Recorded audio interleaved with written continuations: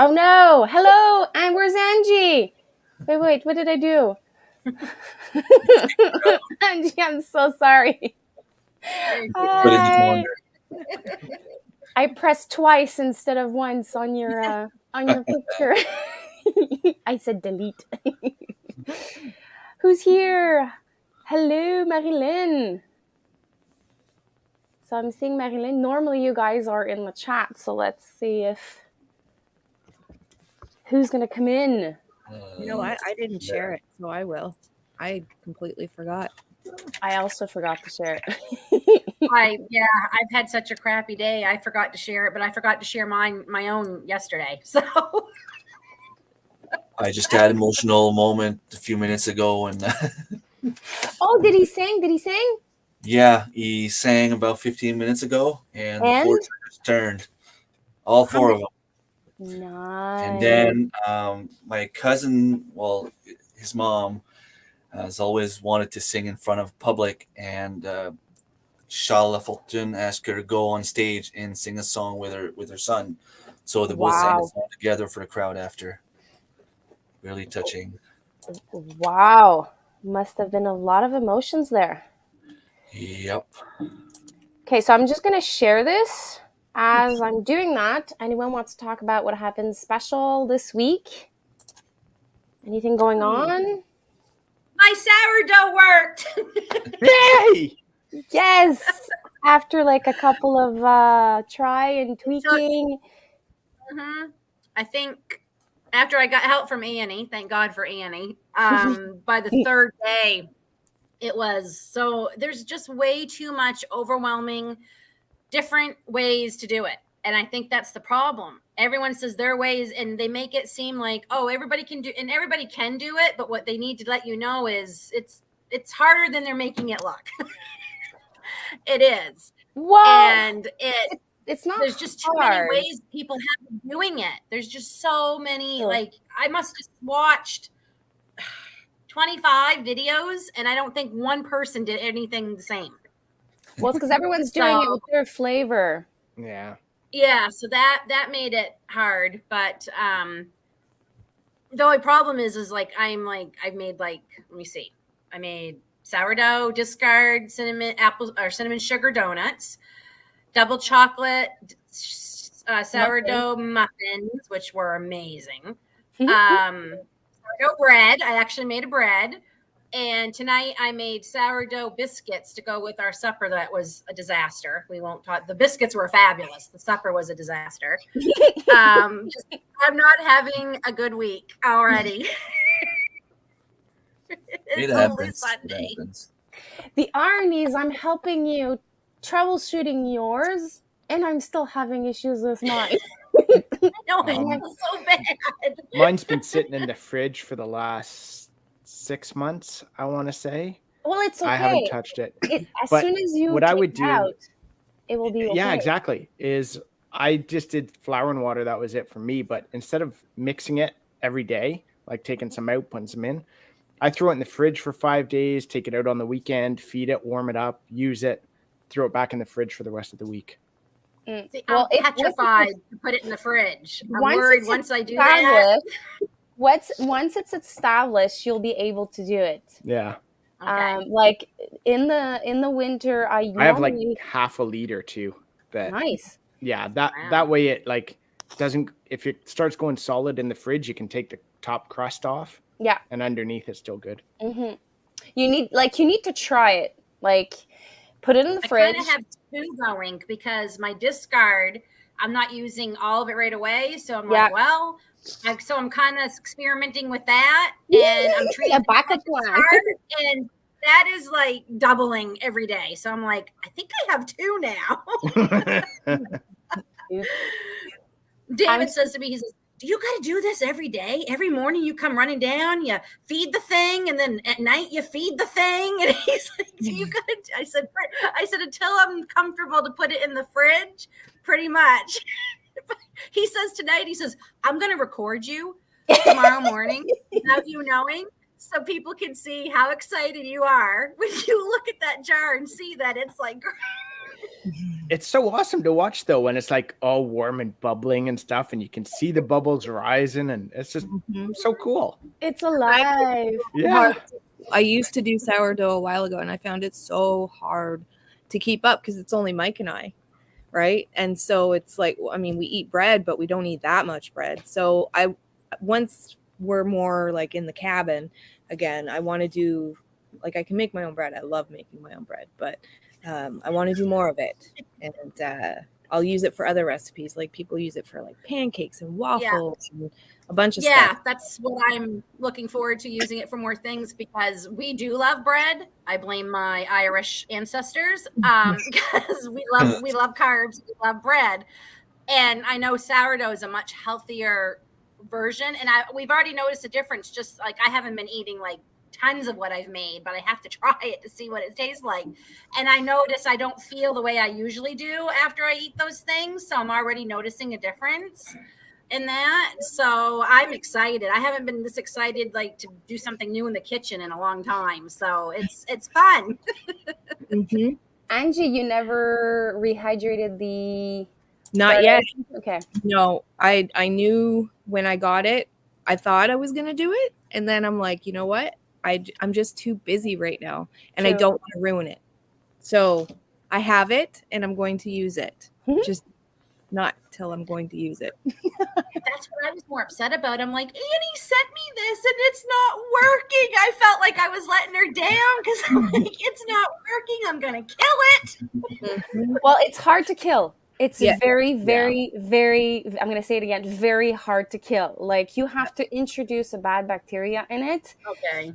And then you might see like weird stuff growing on it. But I've never seen it. Like, on every single channel or video I have watched of troubleshooting, it's very rare, because the hooch, the little gray liquid you have on top once you leave it in the fridge, that's called the hooch. People think, oh, my starter's dead, or it's like, ew. No, you just have to remove the hooch, scoop away that little like grayish thing, and then like empty half of it and start again. So it's really hard to kill. Even if you don't and just mix it back in, it's still good.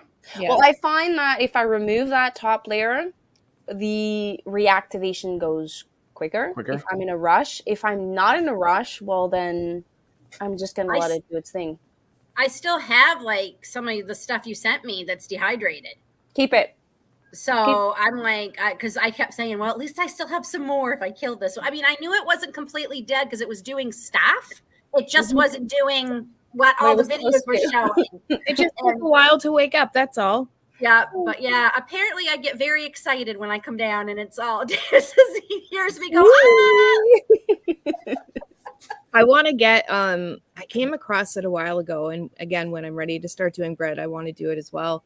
But you can purchase like I found an old Scottish one, and I want to get that, and I want to like rehydrate it. And I would love that. Yeah, you can find, I mean, I guess you have to kind of be careful not be careful in the sense of it's bad for you, but who knows? You have to know where you're getting it from, because they claim that it's like, passed on through, the last 100 years, right from Scotland. Well, 50 generations of sourdough. Right?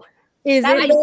There's a video on YouTube that it's titled that, rehydrating 50-year-old sourdough or something like that. And I'm like, what? Yeah. I thought they were crazy. No, you can do it. I'm really interested to try the one I found. And I know that with ours in the fridge, I mean, I let mine not die, but I let mine go quite a few times, and it came back. So there's hope. Okay. All right. No, I'm going to catch up on comments. It was my first goal too for 2023, and I really didn't want to fail my very first goal. Yes, I am in my office. It's not completed, so everything behind my screen is a total mess. Everything like you guys see is okay. I love your wall. Mine like too. Yeah. Right here is okay. The rest of the table is you can't watch. You can't look. I will not move my camera. That is from my attic. Oh, cool. Oh, cool. So it's the original roof structure. that he, like, it's beams, and he just split them in two, and he Cool. created these, I think they're like 4, maybe 5 inches by 8, and then he just created something Nice. with it. It's not complicated to start your sourdough. The one I sent to Lynn and to Angie, I made it myself about a year and a half ago. And once it was very bubbly and active, I started dehydrating because I had so much. I didn't know what to do with it. And I'm like, it's a good gift to give. And I named mine in the middle of like one of the roughest years. And then I named mine Hope because it brings hope. Like, you can feed a lot of people with sourdough. Mm-hmm. And yes, there is sourdough math. Don't talk about it. We'll start. I mean, if I go after all my, like, because like I was interested in the Scottish one because I have a strong Scottish background, but if I went with all of my backgrounds, man, be a Heinz 57. Be a lot of different, like, Scottish, Irish, English sourdough. We won't talk about all the cuts and bruises I've got the last couple of days. What's David Vegemite? says he's going to wrap it in bubble wrap. What's It's a Vegemite? English thing. My English neighbors eat it. Okay. Australian. It's It's okay. It's Yeah. Yeah. yeasty or something. It's Yeah. like a very yeasty. They use it like they put it on bread and toast and Basically leftover yeast or something like that. I don't know. I'm sure if it tastes great, it's just the visual aspect of it just bothers me. It's like brown. So did you guys think about your goals that you're setting yourself for your homestead this year? Or there's too much and your brain's about to explode? My notebooks have notebooks. Okay. Yes. I got a couple of them. I have my book too. I'm I ready. had to get, because my brain's like everywhere, right? So I had to get a book with a bunch of different dividers. And then, all of my individual goals, like say for health goals, for personal goals, and I have all the homestead goals. I have You all guys are going all out. Yeah. Well, if I don't write it down, here's my thing. If I don't write it down, it's the thoughts there, it's great, but then it's gone. And then if I screenshot it in my phone, I'm like, oh, where did I put this? Because there's a lot of like ideas for the homestead that I want to put and implement, but it's gone. So I started drawing them and coloring them. It sounds so silly, but now I'm like excited because I have made, I'll just show it to you. I'm better explaining. So for my garden, Paint by numbers. I love paint by numbers. yeah, I started like creating, my garden area, and then I started creating like all of my like, this is free and cheap ideas for the garden. And Nice. so yeah, Yep, that's not what I wanted to do. Paint I wanted to show her, not me. How do I do that? That's a little bit. So I started like drawing it out, and then this is my garden book, and Underneath. this is gardening, and it used to say 2022, and then I crossed out the 2 and put 2023 because we like to take our time. do you hope to have a garden this year, Angie? Come heck or high water, there will be one. I've got Mike cutting trees in the winter because I'm like, no, listen, I we had too much on our plates last year, but listen, Linda, I want my garden, and I want it last year, and last year was the best time to plant it because then it would be established more this year. So both of us I've been writing down all of the goals, and then we've both been fulfilling them. I'm strong in that, and Mike's not. He's strong in other areas where I'm weak, but when it comes to, like today, I planned out our whole day as far as what we were doing. We're going to split wood in the morning. We were going to go and build stuff in the cabin in the afternoon. And then we had to do a bunch of other things. So like I organized the day. I'm good at that. And so because I have notebooks though, because if I didn't have notebooks, I'd be bad as Mike. I also started doing that. I before going to bed in my agenda planner, I have like things to do for the next day. Mm-hmm. And as I am like coffee kicking in, waking up, and my brain functioning, there's more that adds to that list. And I find that even though if it's like 5 things, small things, or like 20 things, when I cross them off, it feels like I'm going up the mountain. And Mm-hmm. like, even though if it's small things, it just adds up. And at the end of the week, like you see of all those check marks, it just feels great. So if you can do that with goals, that's why I write mine. Because at the end of the year, of this year, I'm going to sit down, look at these goals, and see which one I've tapped into, which one I have achieved, and which one needs to happen in 2024. I can't believe I'm saying this. Happen in 2024, and we're just in January. Yeah. I love doing that with our to-do list. We'll cross it off, but we'll leave the list and we'll keep adding to it.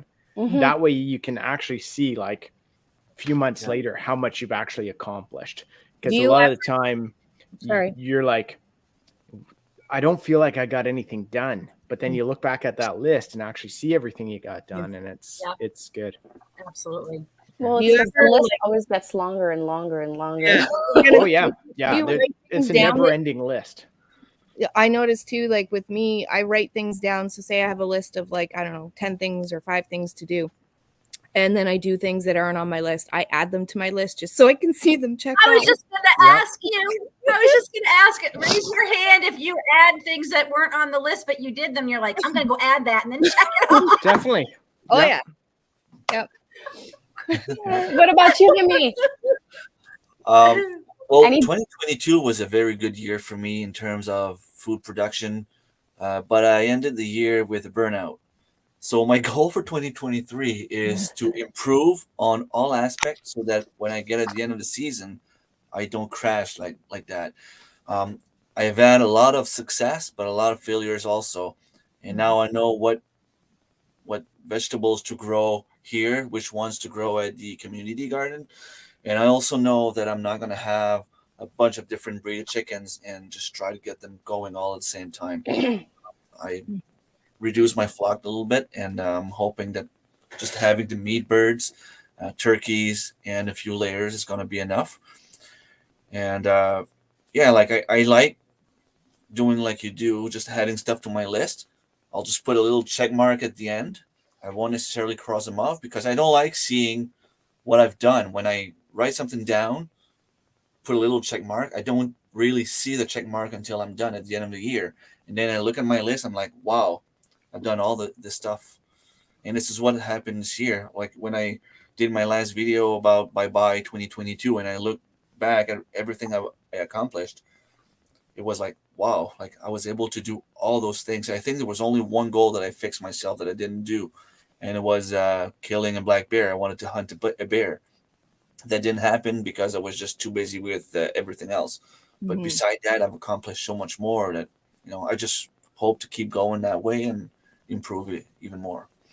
Exhaustion is something that people don't see. And every year it catches up to us. Even though like we're cautious, even though we take care of ourselves, it always, hi Melissa, it always happens. I think this is the first year that I can say that I didn't crash as bad. Hi, Bridget. I see a shadow behind you. Hello. Unmute. Say hi again. Have some fun.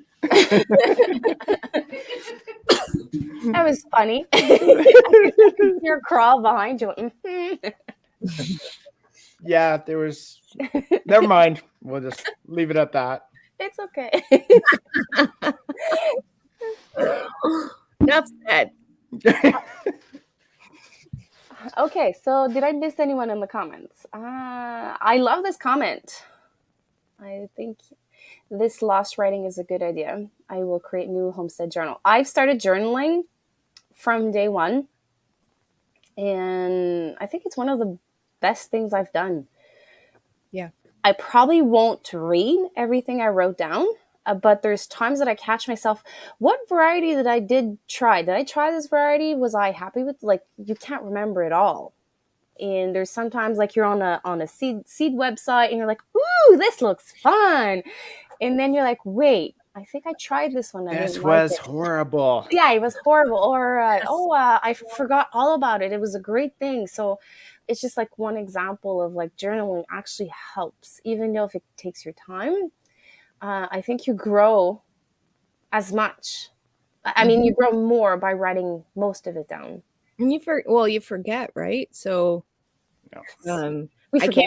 can't- I'm terrible about writing down the names. Like, oh, I'm growing bell peppers. And then I think Annie said, oh, are those da da da? I'm like, I have no idea. Because one, there are a lot that I saved from the last couple of years. I just keep saving them from, so I have no idea the variety. None. So that's one of my goals this year, is to be better about knowing the names of the varieties so I can remember, oh, that variety is the one that worked good. Oh, that variety did not Me work too. good. I just want to find a I'm really good way of terrible about marking it. them out in the garden. Yeah. Because sometimes we'll do like different carrots, and then you're like, oh, which ones did I plant where? Because you think, I'll remember I put this one here. No, you don't. No. No, you don't. No, you don't. There is a garden tool. I'm going to say it. It's a tool. It's a pen, and it's a UV protected pen. I know it's super expensive. It's the garden marker. There is some on Lee Valley Yeah, I got that website, and there's also now about the same price on Amazon. And every year I purchase that pencil. It's like a permanent pencil, but it's UV protected. So my entire garden, when I tag it and I put that little marker, unless my kids play around with them, little devils, I always know what is where. And It's What not I even want kids. is the I ones had that are up chipmunks. high. So when you go through Chipmunks like, pulled out mine. I'm when sorry. you go through like those, I want to say they're like some forests and some indoor gardens and stuff like that, where they have the markers that are like sort of chest height, and it says this flower is such and such. Like I want that for my entire property. Yeah. That would be nice. I know. So then it's like, And it's good as you're aging too. You don't have to go all the way down to the ground. exactly. Just It hurts bending over. I want it right here so I can see it. These carrots are such and such. They're good for doing this, this, this, and this. Yeah. There we go. Then when I go to harvest them, I'm like, oh yeah. Yeah, they did. Photos Or do even for count. my, like, Photos the are on. I think trees so. and- I think so. Well, it Yeah. depends where my how organized you are. echinaceas and all that kind of stuff. I'm hoping to put my Cricut to use this year and make vinyl stickers to put on all my seed markers. They don't fade and they stay on. So if I can find the time, I just have to create more hours in the day. That's just. Yes, I But, do keep my MTC packages for 5 years. So that What? I don't. I am I so do? OCD. Like I For pick them 2 all up reasons. at the end. Recycling. for 2 reasons. I'll Number stick them out in the one, garden sometimes, and then it rains, and then like, oh yeah, I forgot these were like yeah. cardboard or paper, When and I then they're say, like, let's just say that it's an heirloom, and I can save the seeds. Then I don't have to create a new envelope, so I just reuse those. And when I want to ship out seeds, and it's either my seeds or someone like any type of seed, I can just write on top of it instead of buying a pack of seeds, like a packet of envelopes. So it's like recycling. And when I started a while back, I had this laminated machine that I wanted to laminate the envelopes and use it as markers. But I never did that. So I have 5 years of envelope in a box. And if I may add, if you're not sure why you should use markers for your garden, last year with carrots, it's fine. They're big enough. You can just take them out. They're good. Most of the time, beans, they'll grow the color that they're supposed to be. Yes. But when you have a bunch of peppers, I if they're green or red, are they supposed to be purple? Are they supposed you be forget red? to Are they harvest supposed one and to it stay turns green? yellow, and I'm like, oh no, those are the yellow peppers, not the green ones. I sent a I've message to Minnie. I'm like, how am I supposed to know if they're really like green peppers or if they're gonna start changing color eventually? Like, should I pick them up now or wait another month? Because I the don't good know. thing is the taste doesn't change that much. Yeah, but Well, from green to colored, yes. Green is like a fade color. When it turns to yellow I orange, didn't notice any difference. it's a little bit sweeter. Well, unless you mixed matched your hot peppers. No. I had them all marked inside. Like when they were growing in my grow room, everything was Me fine. too. Yeah. As soon as I Yep. transferred everything outside, I'm just like, okay, this goes there, Yeah. this goes there. My green are on But the left, my yellow are on the right. Oh, they're starting to grow. I'm gonna turn it. Oh no. Which is where again? yeah, The first things that I've The learned. chipmunks pulled all my markers out for my peppers, so I had no idea. Like I came out and I'm like when I had the seedlings outside hardening off, the damn chipmunks pulled all the tags out of my seedlings. And I'm like, great, I have no idea what I have left. And apparently it was all red peppers because that seemed to be the majority that grew last year. But yeah, freaking things. That's nice. We are only 1 year in. We have whiteboards on the fridge and garden journals, but homestead journals will be good. I'm so behind on comments. I'm so sorry. Me too, Melissa. I would love journaling with pictures, little comments. It would be fun, like to have this like rainbows and like daisies and unicorns journal, but I don't have time. The good journaling for my kids. I should maybe ask my daughter to draw for me. What do you use to tag or market stuff? We have lost. I use the little plastic ones. I buy mine on Amazon. I found those fade, but you said try the UV marker. And the other thing we do is we'll cut up yogurt containers. Yeah. So we'll cut them into big strips and stick those in the ground. That's a great idea. Yeah. But again, after a little bit of weather, suddenly you can't read it. So well, the ones I buy year after year, let's just say that the tag is red. Obviously, the tag is like off red at the end of the season. But with the garden marker that I use, like the pencil that I use, the name of the variety and like pepper, whatever, is still there. So if year after year I become like Chris and Steph and I only grow the same varieties, I can actually reuse those markers at like year after. You just like wash them, obviously, and then just reuse them. I'm not there yet. Some varieties I'm there yet, but like still experimenting. And we lost someone. Angie. Angie's gone. Yeah, I want to narrow down the varieties too and what we grow. It's like, why did I grow fennel? We don't even eat fennel. It's like, no. I use color codes on sticks. Yeah, it's nice. Color codes is nice. I tried that 1 year. I tried that 1 year.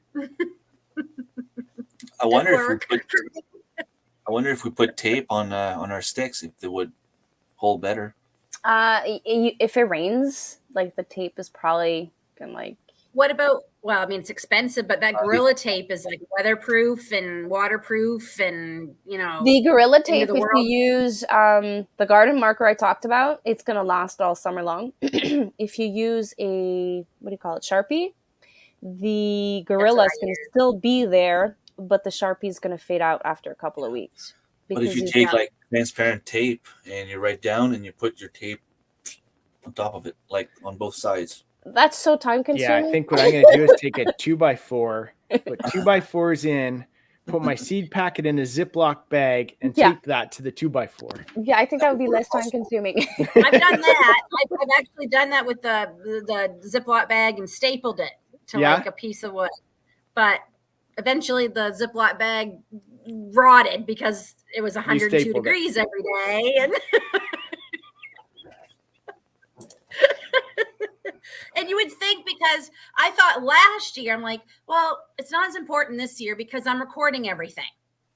Well, I didn't record everything because some days I was just so busy. I'm like, I just want to get this in the darn ground. This has been a crappy spring. If I take the time out to try to move my camera all around, it's never going to get done. So I didn't record everything. And that's the other thing is where's the give and take when, spring's here. Now we're planting everything. We're trying to record everything. We're trying to do videos. We're trying to get other stuff done as well. It's like something's got to give. Yeah, it takes twice as long to do something.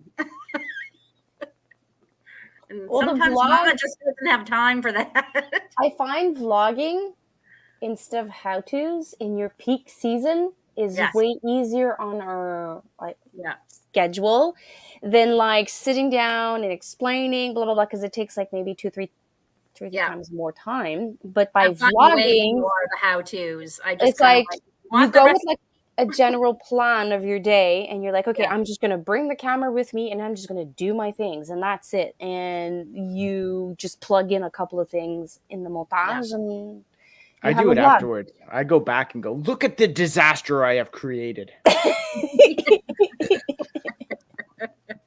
I'm so proud of myself.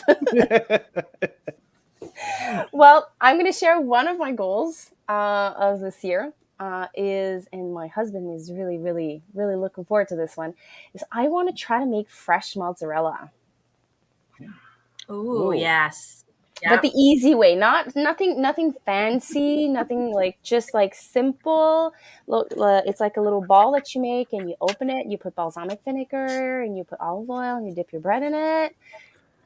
That's what I want to do. So we love fresh mozzarella, but it's so expensive.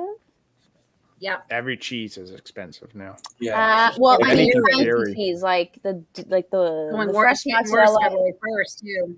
Yeah. Like just a brick of cheese here, the no-name brand at Walmart is 2 for $9. And that's cheap compared to what we have here. 400 grams.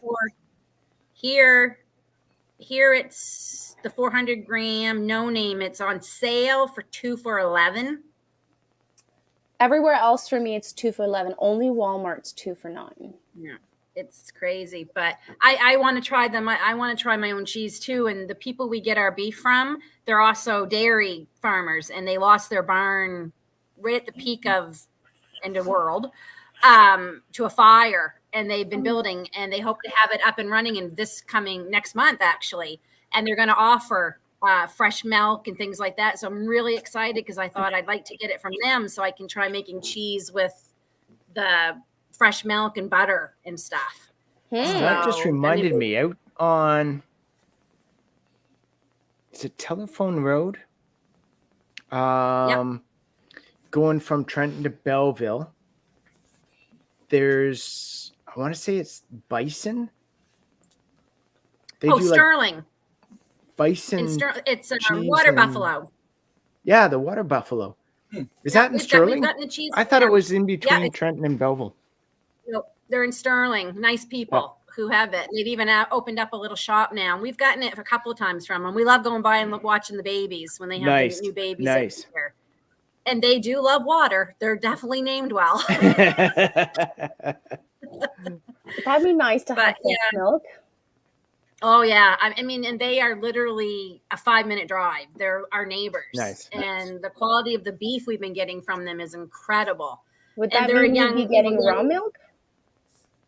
I'm hoping. She says there's some rules around raw milk that the government... You can get it to feed to your animals. Yes. I'm going to buy it for my chickens. My chickens love raw milk. I was going to say something stupid, but I'm going to hold my tongue. Can I label my children animals? Can I say I'm bringing it home? Well, they probably identify as cat. Who knows? Who knows? Who knows? But yeah, I'm just I had given her a bunch of my starts back in the spring, and to thank me, she had brought me a thing of their own maple syrup they had tapped for the first time last year, which was amazing. Nice. And she said, and I know you like cream in your tea. She said, so here's some fresh cream. It was the best cream I've ever had. She says, I just got this for you before we drove here. And I'm like, I've never had cream that fresh in my life. And it was amazing. It was so good. So they're a nice family. And they're expecting baby number 4. So they're second or third generation that are doing this. So Nice. Wow. yeah, I'm so happy because they've had they couldn't get people to build their barn. Like they've been trying they'd have people and they'd say, okay, we're going to start. And then they'd never hear from them again.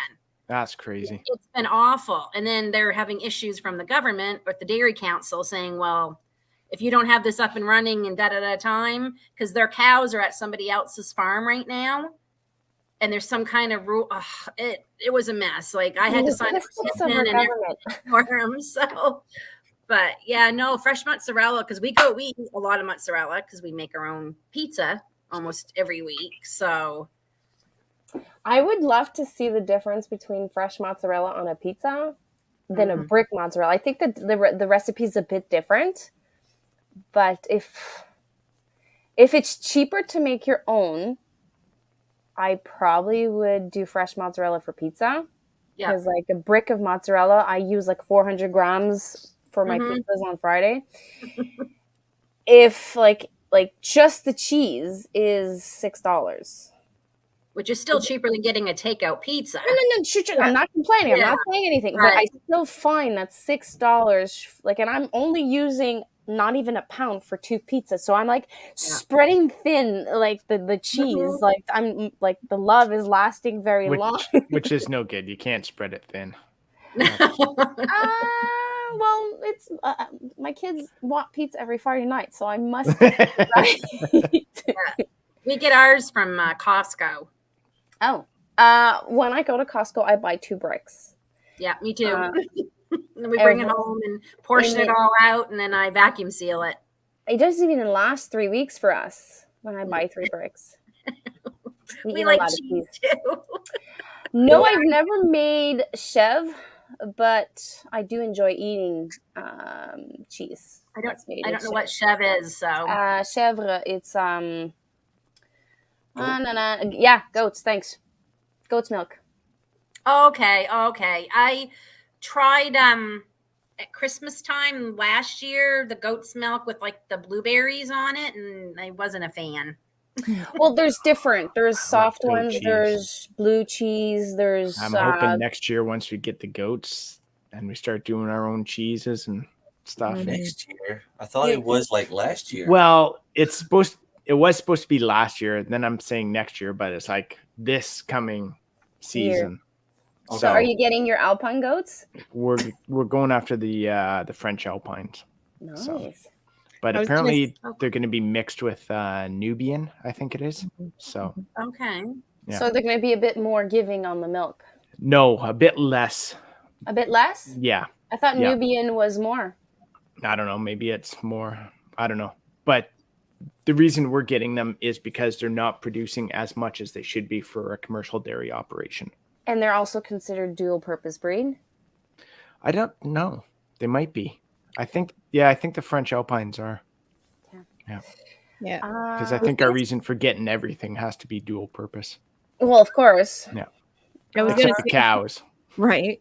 For the mozzarella, I always buy it when it's on sale, and I freeze it. Now, I only freeze the mozzarella or even cheddar cheese or marble cheese if I'm going to grate it, because it's not going to be a cheese you want to eat. Oh yeah, it would be like.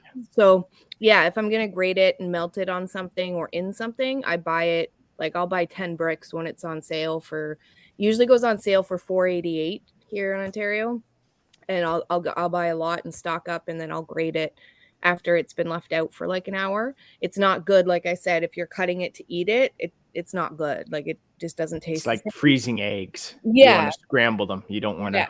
Yeah. But it's I'm in the freezer practicing because I froze a bunch of eggs whole, like in my muffin tins, and I'm going to try them this week because I got to get through them because our chickens, they never really stopped at all this winter, and now they've like amped up even more the last week. Somebody who dehydrates their eggs.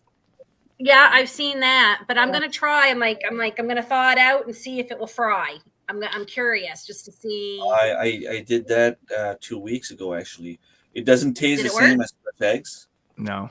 It Okay. worked. It was somewhat scrambled when I finished with them because I put them Okay. in the pan and they were still frozen. But We it's did not it too, where we froze or we cooked them in muffin tins and then froze them like that. And we were going to use I've- that for We've done boys' that lunches. too. I didn't like that. No, I didn't like that either. Yeah. It didn't work for us. No. But I primarily froze them for baking. I Okay. more or less, if because I thought if the chicken slowed down during Christmas time and I needed eggs for all the Christmas baking, and they did not slow down, or the older ones slowed down a little bit. Have you ever I mean, tried? it's a good problem to have, but Yeah. Have you ever tried they're- oiling them? Oiling them? Like Yeah. coating the No. shell? I will say, Yeah. So I don't like when I had chickens, we're gonna get them again soon. But when I had chickens, again, it's Mike and I, and we had 6, and I'll eat eggs if they're in something. But I can't eat the actual egg, like fry it and eat it. I just can't. It's a texture thing with me. And so we had an abundance of eggs, and they can't all sit out on the counter because yes, they can for a time, but then after a few weeks they can't be there anymore. So what do you do with those eggs? Well, the whole reason they can sit out on the counter is because they have that bloom. So if you wash your eggs and you oil them with, like, I think I used olive oil, but you can also use mineral oil, I believe. You can also use butter. Yeah, and That's it. something to However, butter's recreate that expensive now, bloom. so it's Yeah. So something like an olive oil, a food grade oil. Yeah. And then Yeah. you can oil them to kind of recreate that bloom, and then they can sit in the fridge. I think it was up to 9 months. Actually, what I'm doing, one of my goals this year, and I finally found it, is I'm water glassing my eggs. I'm going to start this spring, and I'm going to water glass. I've got a great big, huge 5-gallon glass jar that I'm going to try. And I've seen so many people do it, and I'm like, I'm going to try that this year. And I just watched a video the other day where they did one. They're 8 months old, and the only problem they had with frying them is the yolk broke. Like she said, they're having a hard time trying to keep the yolk solid. But her husband, she went out and said, which one is the fresh one and which one's the 8 month, and he couldn't tell the difference in taste. He could tell by the color a little bit because it wasn't quite as yellow. But so if I can watch, because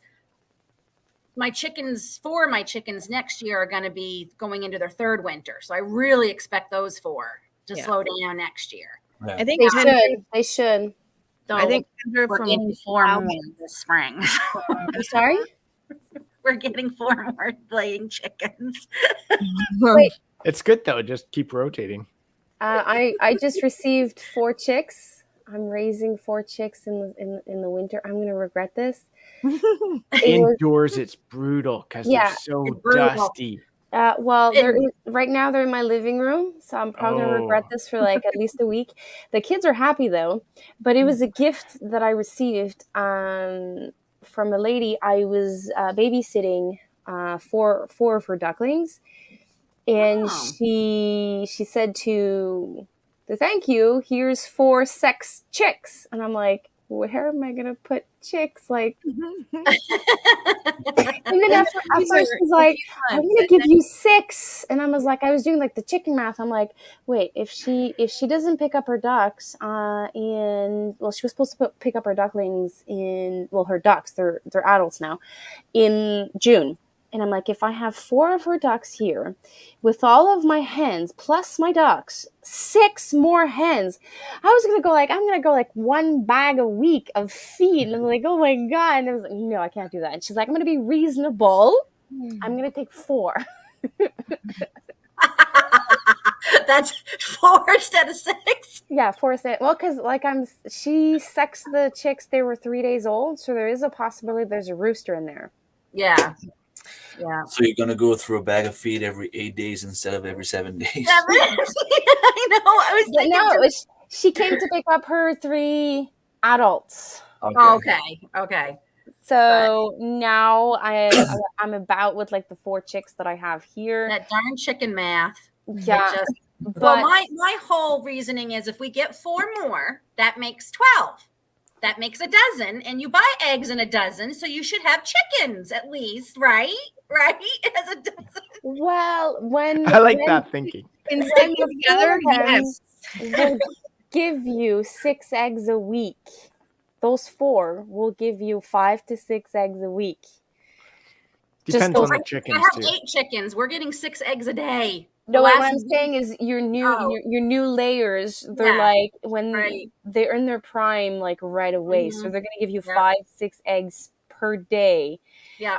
per hen, plus your 8 others. So you Yeah. can have like 9 to 10 eggs per day. And that's what I'm hoping, because we're actually doing pretty well selling ours. Okay, so you're selling your Nice. eggs. I was The like, extra, 'cause you're whatever just I poor. don't eat. The kids don't eat. My kids actually don't eat eggs. They eat Really? eggs and things, but they don't just. Nope. Okay. They don't eat them. Yeah. See, we David had a and I ton do, of but chickens I don't because eat we were every going to day. sell them when COVID hit. We're like, yeah, this would be great. We'll do the stand at the end of the driveway. Well, Yep. we're in the area where everyone got chickens. Like, Oh, okay. so Actually, there's a lady not even 3 houses from me. They sell them too. but I still can't sell enough. And wow, nice. now we've gotten to the point where the same people kind of just say, hey, Lynn, I need another dozen and 2 dozen. So we don't even have to take it to the curb anymore so much. Nice. But, and basically it feeds the chickens. That's, we're not trying to we're not going to get rich off of selling our No, extra but even eggs. covering feed costs is great. Yeah, exactly. It feeds the That's- chickens. So That's a good plan. Like I used to have 3 clients, and one of them ended up getting chickens because she kind of figured out the chicken math. She fell in love with the concept, and then much one. cheaper. Well, I don't know. Right now, maybe it is cheaper to have your own. I don't know. Well, I said this on Tracy's live the other day. You can't count. You can't put an actual dollar sign when you have chickens because it's food security. Mhm. Yeah. And okay, maybe I you're don't do it for eggs. paying. Okay, let's just say you're paying $5 a dozen, and you're organic. And I don't know how much eggs are now. Let's just say they're $9 organic. You're think so, saving yeah. $2 per dozen, and it's your time. But there's something you can't buy, which is food security. If anything happens, you have protein source. Mhm. And you can't put a value to that. Well, that's my opinion. Bridget was down in the city, or not the city, but the big town, kind of down Next from to you us. guys, yeah. And she went into, what was she going to get? She went in the grocery store to get something. Maybe it was some milk or something. But she started taking pictures of everything. She It was sent like, it to them. She sent us pictures of the and chickens for sale. like there was hardly any eggs in the shelf. Yeah. Like 2 small chickens were like $45. It was That's like, insane. oh my God. I think the one she sent us, actually, Darren, I think it said $52 For 2 Yeah, chickens. something like that.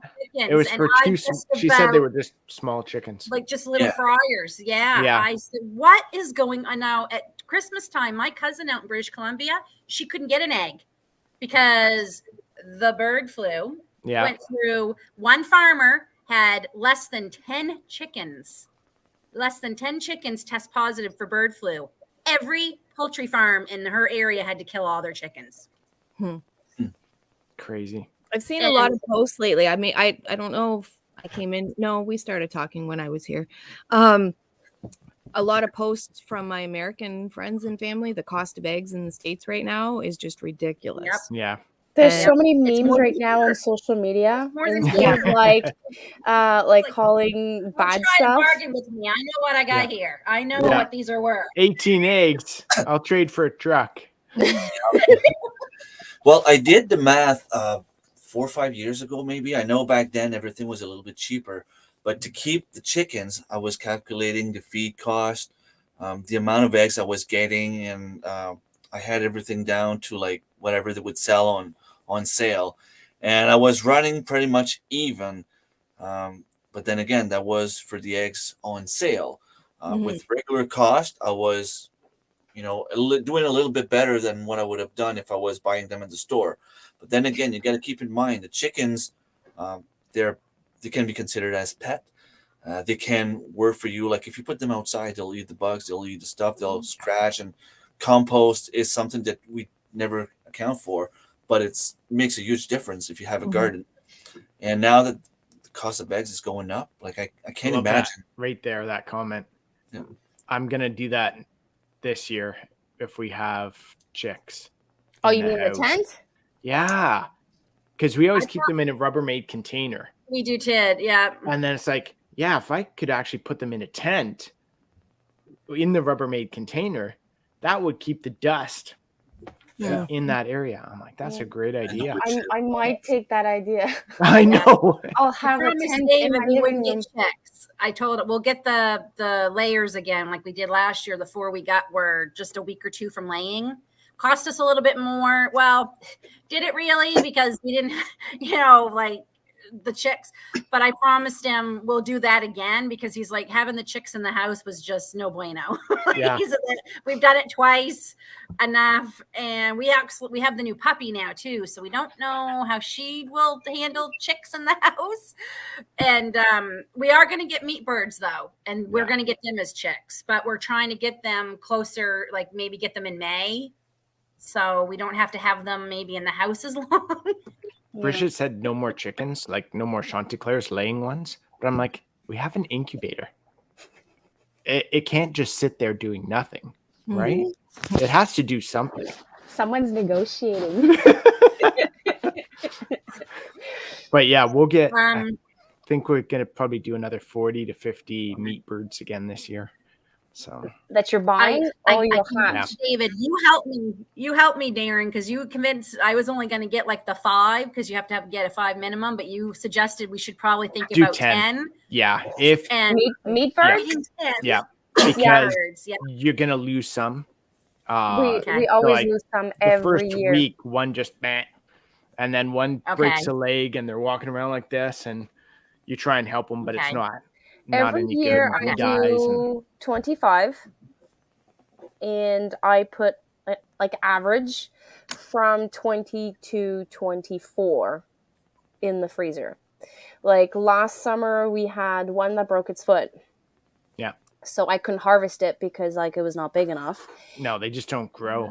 And then I had one die on the first day, so that was 2. And then we lost found the out main that I chick. had one female. So like we ask only for males, but they didn't sex it properly. So she was not big enough. So at the end, I had the female and the one that broke its foot. And I end up losing a third one because the female was getting way too big and it died of a heart attack. So I lost 3 last year. Well, yeah, 2023. So I put 22 birds out of 25 in my freezer. So I would say if you want 5, do 10 for sure. Well, I mean, I want more than 5, but this is the first time. I mean, David did it when he was younger, but like he said, when you're a kid, your parents are doing the majority of it, right? So it's been a while. So we just want to try. We just want to try the bare minimum to see, if this is something we think we can do more of. Because we definitely need more than 10. We have at least one whole chicken a week because it's one of the few meats everybody in the house eats. Yeah. So I would suggest you start looking for rental of your plucker. We don't even use the plucker anymore. we're not going to use the plucker. We stopped doing that. You hand remove the feathers. No. We're going to do We the don't- method that my grandmother said that she did, where they got really hot water. Yeah, I do that. They dunk them or something. We don't even do that. We just take the breasts out, take the legs out. That was the other thing. Or Then we're you going don't to have skin to them. pluck them. We're going to skin them, because we Yeah. need the skin anyway. Oh, yeah. Yeah. Yeah. And all we do is just open up the breast like Mhm. that, the, The skin, skin, yeah. peel it back, take the breasts out, and then cut the legs off. Yeah. You're good Yeah. to go. That's what. Yeah, It's we're so going to. much easier. But then you can't use the carcass for. Stock and stuff. No, but- but you can Oh, use like the that's bones and that kind of stuff. And Okay. but Because we also don't do a lot of stock. So, I remove the feathers because I want the broth. yeah. Yeah. I have a plucker here, so it saves a lot of time. Because like we have like a very redneck plucker. When I pluck them, like I have like feathers like flowing everywhere, and I end up eating some. Lovely. Yeah. Bridget's sister had one we used, but all the fingers are like almost hard. So, the chicken goes flying or No, takes it's a leg not off that or, bad. It's the feathers. the head goes off. And it's just like, no. Do you know people pay for either they pay for chicken, duck, and goose feathers? Like if you put them on Etsy, people use them for arts Mhm. and crafts. Yeah. Yep. The bigger ones they can use for quills, like for writing, Climbing. old school.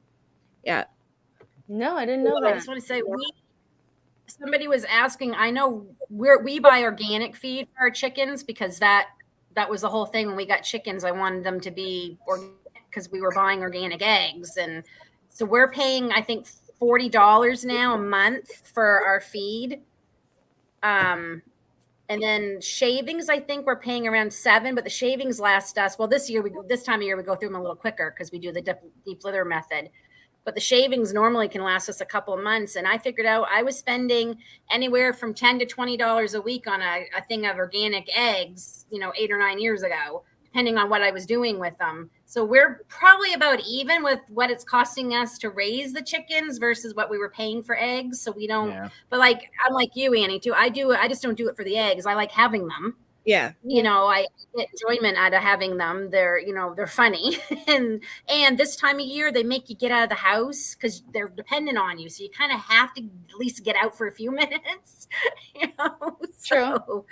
I get mine per 40 pounds. And I think it's 24. I haven't been in a while. It's usually I'd my have husband. to check with Bridget what we're paying Because for ours. the small bags, I think they're 20-something pounds. I can lift them up, sort of. But the 40-pound one, I can't. I can't.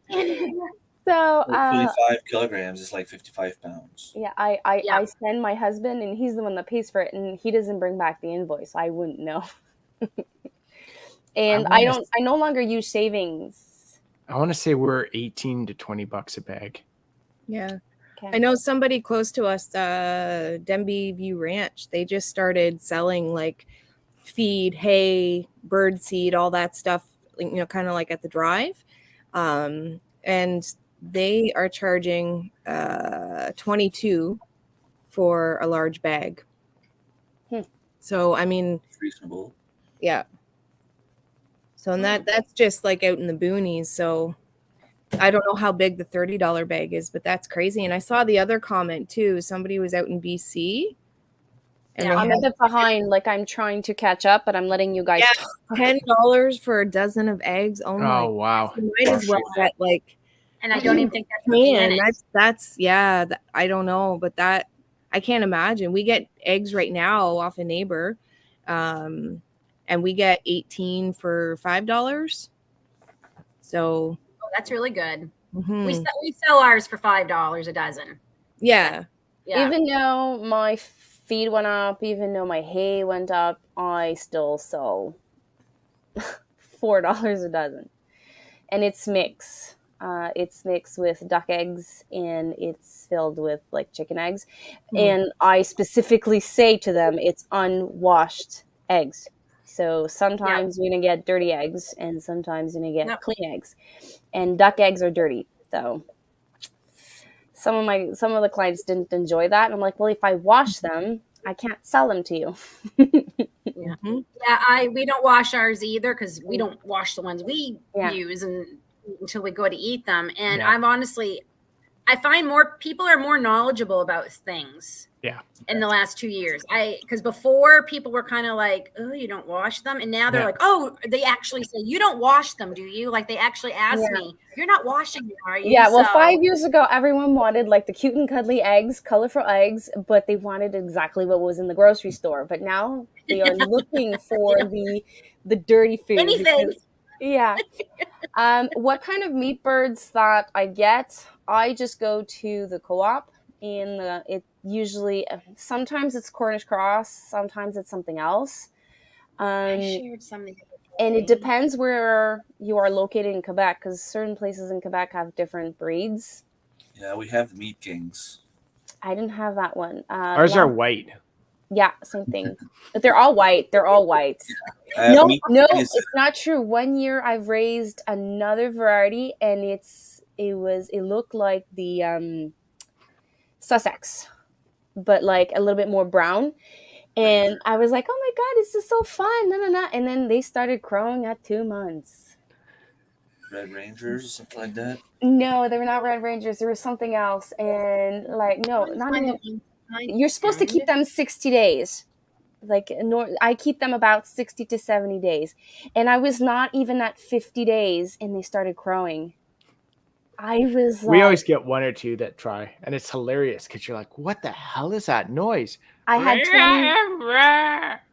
25 crowing in a village. It's hilarious. Yeah, we had to harvest them at like really small. I was Here. so pissed. I had to harvest them at 55 days. They were so The cute. ones we were looking at are White Rock Cornish cross. Apparently they grow very fast. Like you really can't let them go, I guess, past 10 weeks at the most, or they they can die of a heart attack. They'll heart attack, or they break their legs, broken legs, and Yeah. and my friend Tanya said between 8 and 12 weeks. She said they're really good. She said they're just stupid. Yeah. Oh yeah. The only thing they do is they eat. They That's what drink. she said. They eat. They That's all they poop, do. They eat. and they sleep. Yeah. And what we Yeah. did this year versus last year, people said not to do it, but we did. The first year we had them, or I guess the first few years, we would feed them in the morning and at night. But what we found is they'd go running for the feed, they'd jump in the feed trough, they'd climb over each other. And I'm pretty sure that's how some of them broke their legs and that sort of stuff. Yeah. So this past year, what we did is we just had food there all the time for them. And what we found is it prevented that rushing to the feed bowl when we feed them. Okay. So there was never any of the fighting. It was like some would come up and eat, then go sit down. The other could come up. And so it was I also had civilized. 2 feeders. I did exactly the same thing as that. And I had 2 feeders to make sure that everyone had access to food. Yeah. Because there is a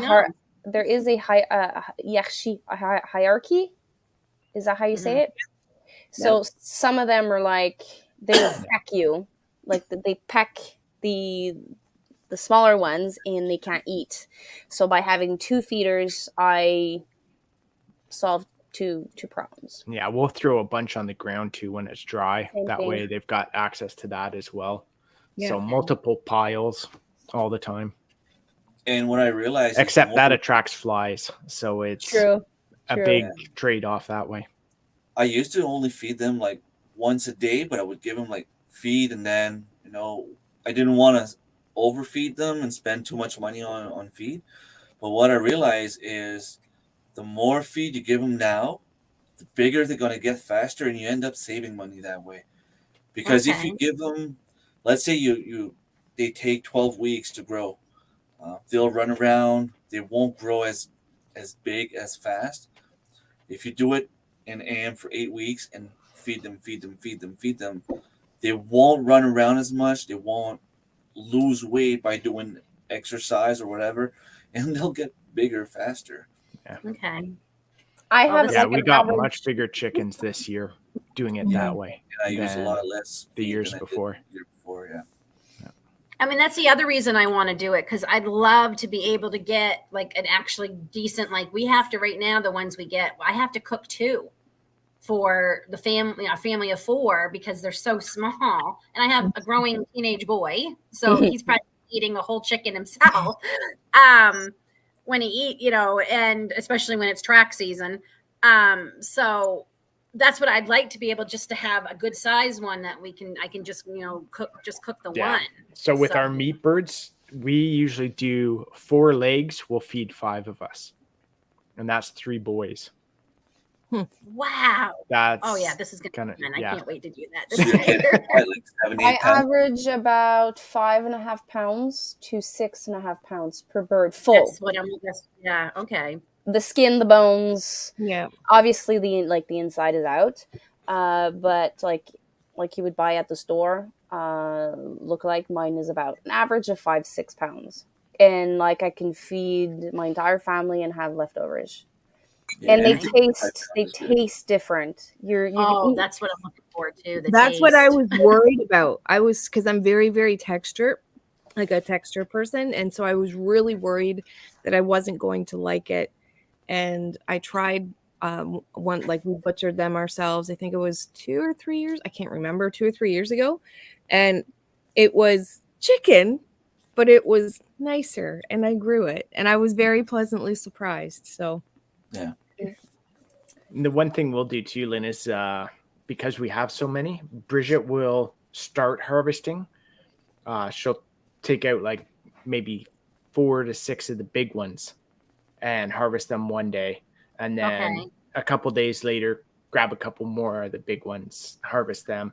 So it's not all in one day you're trying to do. Because it is long. We do it on the same day. Like we plan, we start the night before, we wash everything. We have stainless steel counters to go outside. We set up like all our stuff. And then like you have to have we put ours in water. And then like we have to get the boiling water at a certain degrees. And then harvesting 20 birds, average 20, 25 birds. At the like we were done like at 4:00 and we're not even done cleaning.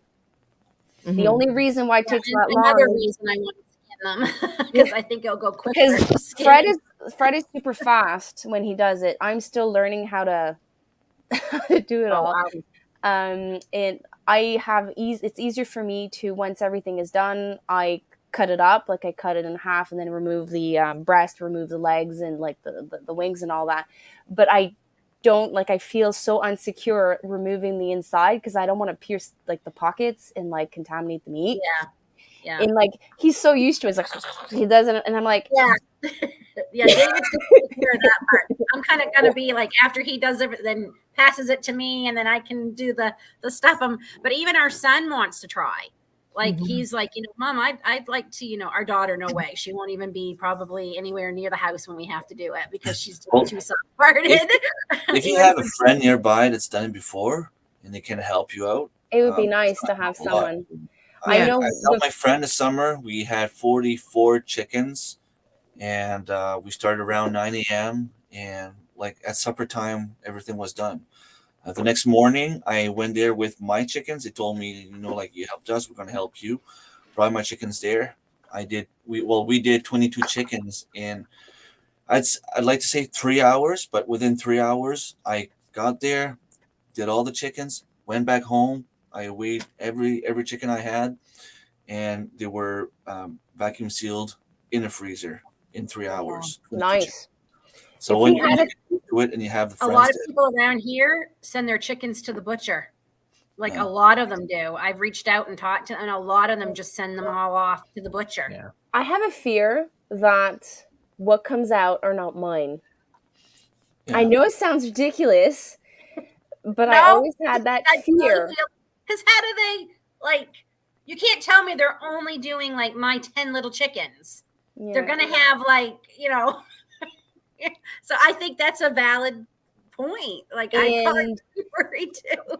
There's another thing that worried me about sending it to processing is like, we've searched humane ways to dispatch them, and we don't want to ruin the meat. Mm-hmm. And there's nothing more than like a stressful drive to bring your chicken to the place, and then like you're stressing them out, and then you're putting them in an environment where they have no idea what they are. I know that's their purpose, but I don't want to spend all that time taking care of chickens and then stressing them out and have meat that I don't enjoy. Yeah. It is a very hard day. I hate doing that. It's like not a fun day, but I prefer doing it because the meat tastes totally different.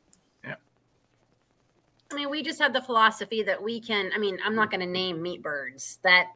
No, you don't. You don't do that. You can't name them. I call them 1, 2, 3, 4. Yeah. You'll be confused anyway because they all look the exact same. Exactly. So that doesn't bother me. To me, it's like we can give them a good life, but this is what they're made for. Like my friend Tanya said, if you let them live longer, it's cruel because they do. They have heart attacks. They have broken legs. Like she said, that's no way to live either. Well, and it's just we can treat them, and and that's the other reason I want to do it, because I know what they're going to be eating, what they're not getting, what they are getting, and we can do that and give them a great life, and and thank them for feeding us, right? Like, I mean, so it's I can't do rabbits. I know Mary and Lynn prefer, and I've never had rabbit. I do. We love doing rabbits, and it's the same as chicken. Tastes the same as chicken. I thought that's one of my goals for this year is I'd like to try rabbit. I don't know if we can raise them and kill them. I really don't. We Chickens are different. had They're we not had a fuzzy. setup for rabbits, and my Ugh. husband did the first harvest. We had a litter of 8. And he came back. He's like, I can't do this. They're too cute. Yeah. See, I thought it was gonna be that way with the chickens. No, they're ugly. I'm sorry. They're not that pretty. Well, Yeah. see, like the chickens, because I've never, I don't think I'd ever want to raise rabbits, but with the chickens, they were like, once I got my chickens, and if you go back and watch that video, like from my first time I got chickens, that was my, okay, I'm on a homestead now. And they were like my joy, and I named them all, and I absolutely loved them. And then well, those were my egg birds, and then Okay. and then I got I can't even remember how many we got. I think we got 12 meat birds, and right from the get-go, like you guys said, 1, 2, 3, like they weren't named, they weren't nothing. The minute they were dispatched, the minute the heads were gone and I saw the flesh, it was nothing but meat, and I was disconnected from it. Yeah. So, but they were my babies. And then when the fox got the chickens here, I'm like, okay, I was heartbroken, but we're not getting chickens again until they have, at the house or the other cabin, they had a proper coop and they had the proper protection. And we had some protection here, but we never had issues with predators just a few 100 feet away. The minute we moved here, we're on the main drag, which is still very country. And there's fox, and they had access from 3 different angles. And so we know where we're not going to put them this year. I'm going to say we're going to get chickens this year too. We're not going to put them there. We're going to put them closer to the house. But yeah, my whole point to that was the minute that they were dispatched, they were meat. And that was it. And I was very surprised because I didn't know if I could do it. I didn't know if I could eat them. I didn't know if nothing. And I went through it all, and I was very, very pleasantly surprised. So I suggest maybe trying 1 or 2 and seeing if it's something you can do, that way you're not raising. David has hunted and rabbit, growing up, and on his survival course, he actually had to kill a rabbit to survive, to show them he knew how to do it. And he was one of the few who had already done it. And they're all like making him like, how do we do this? And he's like, it's, so he wouldn't have an issue, but Grace, she'll never eat it. Never in a million years would eat it. I can't imagine how she would be if we had, rabbit in the refrigerator that were growing just a little while ago out in our, I don't know how she would do it. I honestly don't know how I would do, but I will say that I love my egg layers. And the first couple we got, we knew all their names and we named them, and I'd go out. The more we've gotten, like some of them end up being the same breed, so I can't tell them apart anymore. Yeah. Mm-hmm. They have names, but I don't call them that anymore. When I go out, I'm like, hey ladies, time to come out. And and if something happens to them, I would be sad, but I wouldn't be as devastated as I was maybe 15 years ago when I was thinking about trying something like this. Do you know what I mean? I think the more you live this lifestyle, the tougher you get. Marilyn, to answer your question, I have 2 different answers to that. The first one is in the summer, they get to eat the grass, bugs, and all that kind of stuff. Mm-hmm. They'll drink water easier. It's going to be easier for them to drink water because it doesn't freeze. Second thing is it's a lot easier to process them in the summer. Try boiling water or heating up water and dispatching a bunch of chickens when it's minus 25 Celsius outside. Right. It's not fun. I think if I could choose, well, I can't because my husband is the one dispatching. We normally get our birds in April, and we harvest them in July. And we have to pick a day in July that there's no wind because of the flies. And it's not going to be too warm. And if it's too warm, we have to set up differently. If I could choose, I would buy the chicks in July and harvest them around Thanksgiving. Yeah. Because one, the temperature would be cooler. Yeah. So that means on harvest day, you don't have to like, come on, like it's getting too warm. Like we need to change the water. We need to get ice, blah, blah, blah. Like there would be that rush wouldn't be there. And the only negative part is that since it's cooler, they take on weight longer. So it might be a more expensive batch. I find that when I do it in the spring, it's about 60 days. When I do it in July, it's more around 75 days. So, but it depends like where you are, what you can do. If you're like, my husband takes his vacation in July, so he has to do them in July. But I would prefer doing them in the fall because of it wouldn't be hot and all Fall's that. so much nicer. Yeah, and I would, Unfortunately for yeah. us, we do the rabbits, the pigs, and a cow all Holy in the fall. So it's like if we can do the chickens earlier, we're doing the chickens earlier. Maybe if things go well in the summer, maybe we'll try and think about a second batch for the fall. yeah. But the other one, I assume the reason too, if you get chicks in the winter, they're going to be in your house a lot longer because I assume it's the same rule. Like you can't put them outside until they are all feathered. And what you'll find too is try finding chicks at that time of year. Yeah.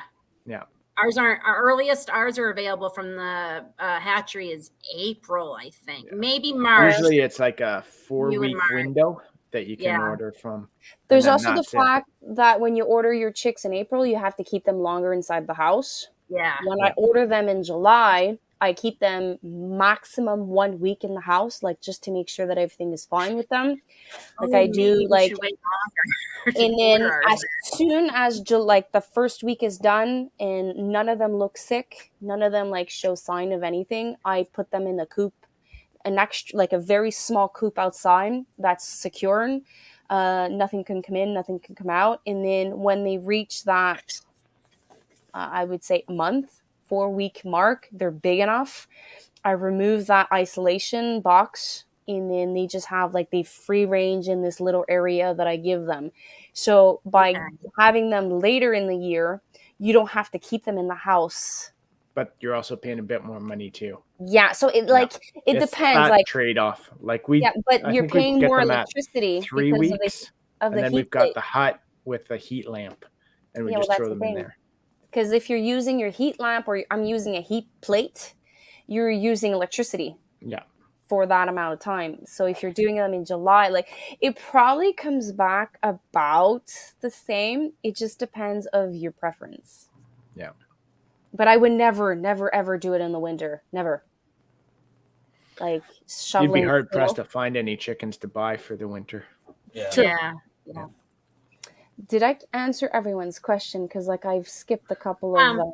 I know we're talking a lot about the chicken and thing, but so our plan is we have a chicken tractor, for lack of a better word, that we've converted from an old screen house that we used to have. We lost the roof to it, but we're going to put chicken wire over it so we can pick it up and move it. Because from what I understand, we need to move them around a lot because they'll have all the grass gone. Yeah, like in a day from where they're at. Sometimes it's twice a day, depending how much you have. Right. And then at nighttime, a couple of people we reached out to said they don't really have a coop they go into at night. They have like an area that's shaded and everything and protected from like critters, but that's all they put theirs in. They kind of like stay in the tractor with a section of the tractor like where they can go in at night. Yeah, they just sleep where they just you don't need to roost it all for them. Okay. That's what okay, perfect. So I think we might find them easier than egg layers. The best idea when I started, before my dream was crushed of like pasture raised chickens, I used the first design of Justin Rose. It's just like a box, like a frame. Okay.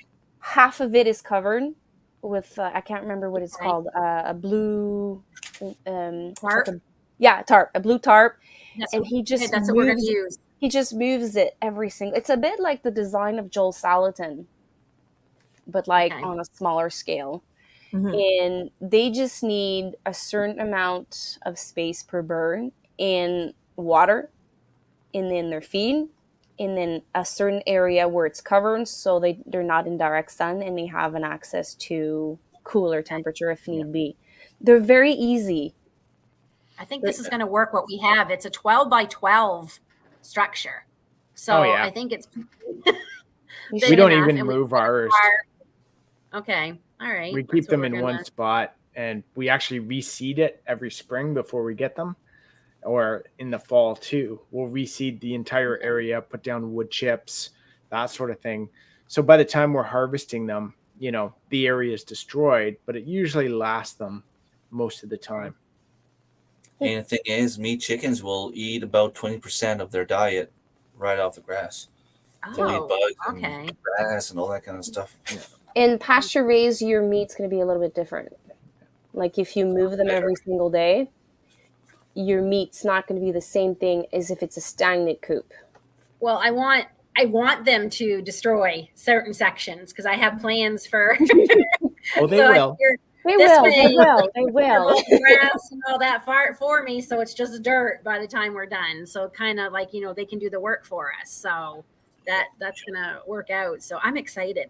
Like I'm excited to try it, and you know, like you said, that first one we cook, we can think, holy crap, we raised this right from this little chicken, you know, and you know, it just because we know we'll never be able to have a cow, at least not living here, but.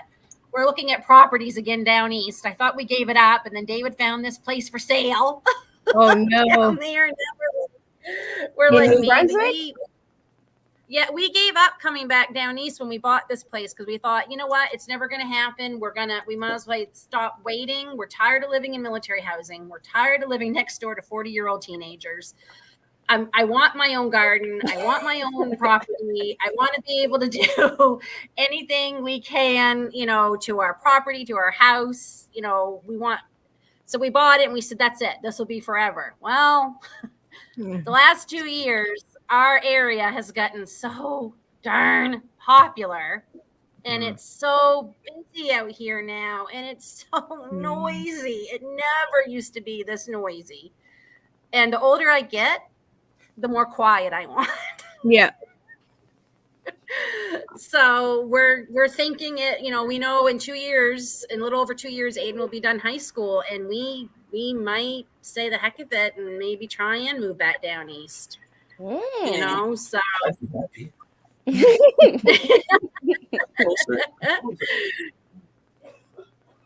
Angie, do you want to share a goal that you have this year? Oh, what goal don't I have? Like, let's start with the ones I don't have. The goal, other than the homesteading stuff, the goal that I am most excited about is I haven't paid for it yet, but it's pretty much set in stone. I'm going to be starting pottery lessons. And, Nice. And it's one of those things, like, I've always envied people who could crochet and knit. I've tried it, but I'm just like, man, my hands don't work. And especially after my finger, I don't think I would want to get into something like that because it's a lot of work on your hands. And same with pottery, but in a different way. And so this is something I've had a passion for forever. And I think it's something I'd be really good at. So I'm like, 2023 is for me. Cool. So that's I love it. I have a couple orders for you. Yeah. We'll be like, make us some mugs. Yes, I want to do mugs, bowls, colanders. I've already got like everything up in my head. My first goal is bread bowls, big bread bowls. Well, Mike and I want to start making dough bowls. Yes, I want a dough bowl. Yes, so Mike and I are going to look into more of that. Like both of us love working with wood too, but it's not something I'd want to do all the time. And so pottery, I think it's going to be my thing. I'm praying and hoping.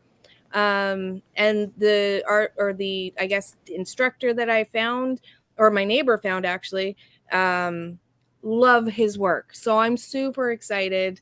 And that's my personal goal.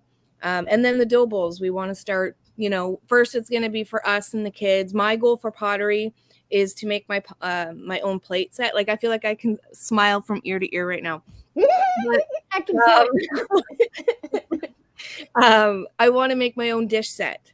And so that's what my first goal is. I'm not thinking huge right now, but eventually, you know, if I am as good as I think I can be with it, then maybe one day it'll be my thing that I can bring to like the homesteading conference or, you know, whatever. And so that's my one that I'm most excited about.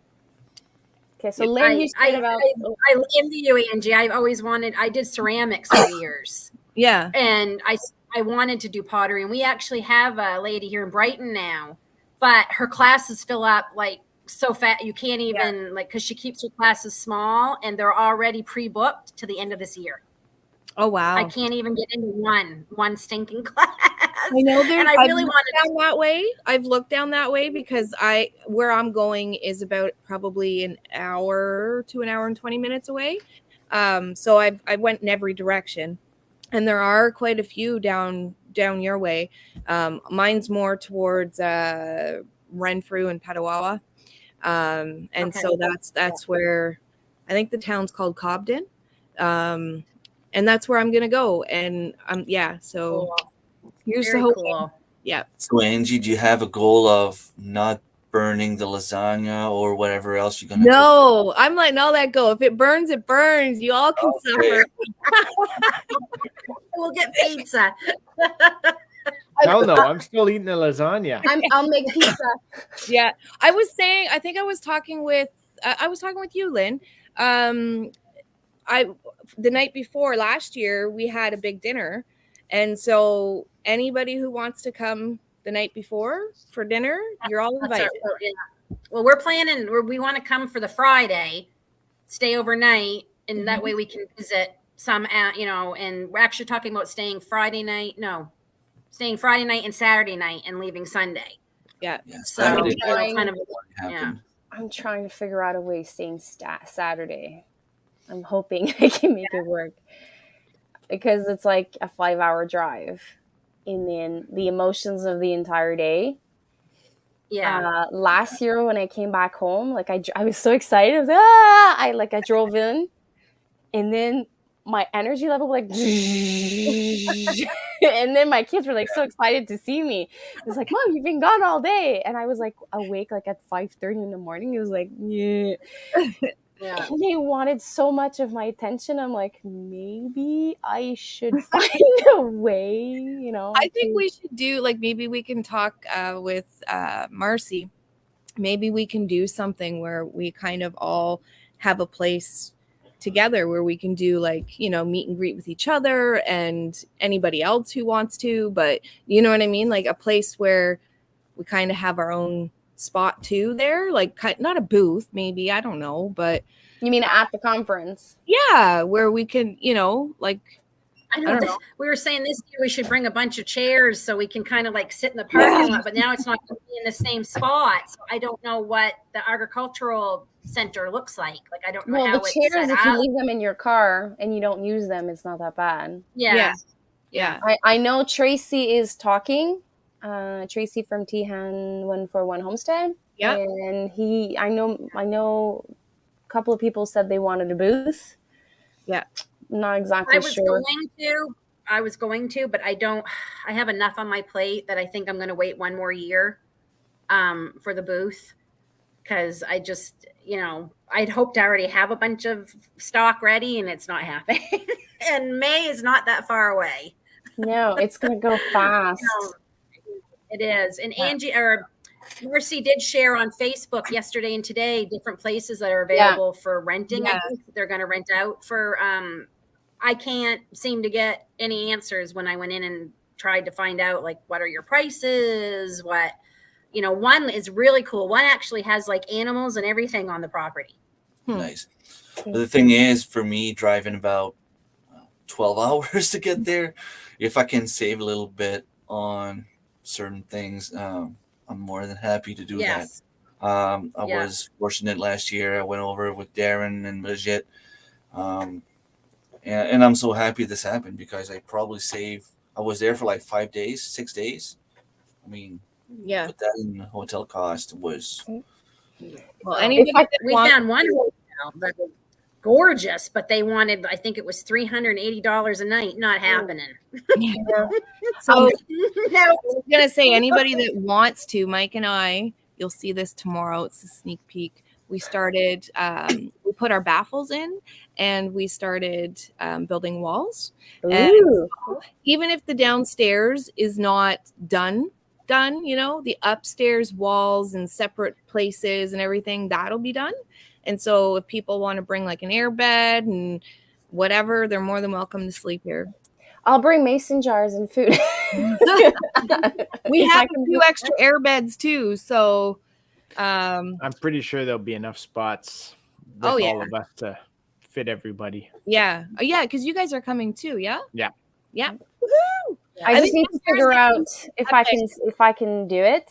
You I can. would really, well, I hope so, but like it needs to work here at home. So, and finding babysitters is like near impossible. Well, I mean, we need, because we're planning to go down east for a week in August. David, we need to see David's parents. We haven't seen them in a long time, and his his health has not been the greatest. And my grandmother, God love her, I hope she'll be 94 in April. So I'd love to see her in August. And I just we just miss down east. Like I'm very homesick for Maine the last week or so. And so we have that expense, that we're going to have going, down, and God only knows what gas will be come August. And then David and I's 30th wedding anniversary is in August. Ooh. So we're not going to Ireland because our Ireland money all went into the kid's mouth. So for the braces, the 2 kids' braces this year. So literally the money I had saved for Ireland, that was the down payment for the 2 kids. So they're walking around with Ireland in their mouths. So not the same view. Yeah. So we're going to have that expense, and we're doing a big photo shoot. I've always wanted to do one. We're going to go to the beach, and I've got certain outfits we're going to wear. And like, I can't wait to do that. And then we're going to do one night in a hotel in Kingston at these fancy suites. I have a hot tub in the room. I'm like, I'm not sleeping all night because I'm going to be in that hot tub as many times as I can possibly get. That's what I did. Mike and I did a mini vacation. We did a mini vacation last, I don't know, a few months ago. We went away just for the night, and I made sure I got a bathtub because I was a bath girl, and I have not had, I've had one bath. I've had showers, mind you, but one bath since August of 2021.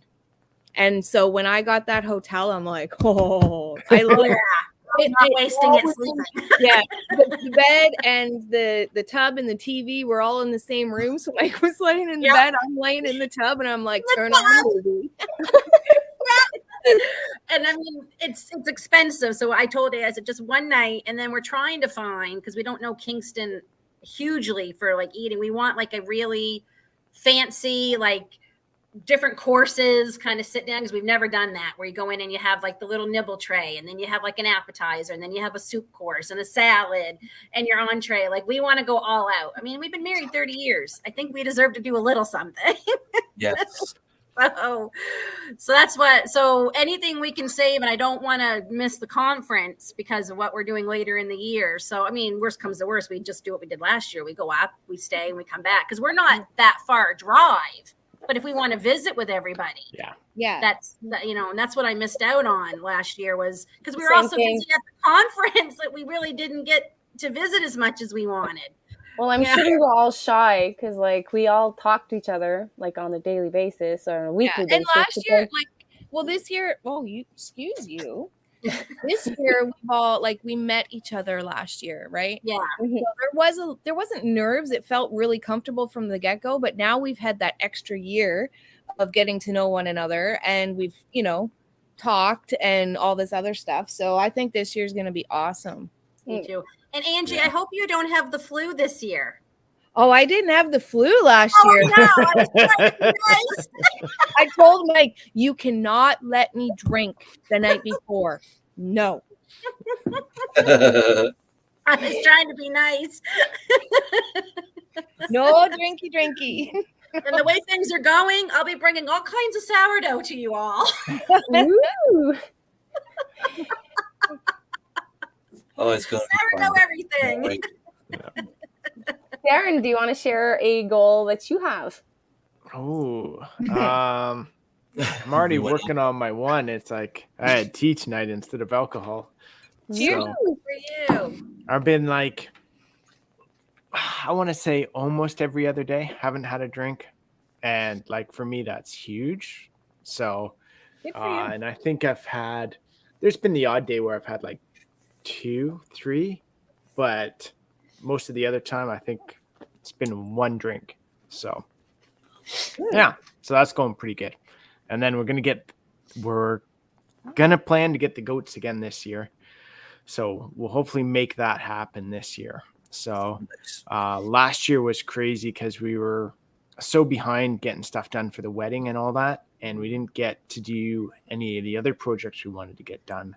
So we're gonna try and get the goats. We got some more work for the cows too. We want to finish off the chute, put a roof on it and that sort of stuff, so it kind of protects it. Get the cows used to the chute. We were trying to do that last year and never really got the time. So we still got to try and finish off the greenhouse so it will be usable that much longer. So that you can do yoga in it? Exactly. Yeah. That was the best. I'm sorry. That was the best. I laughed more at that than I did the butt. Or the falling in. I mean. Yeah.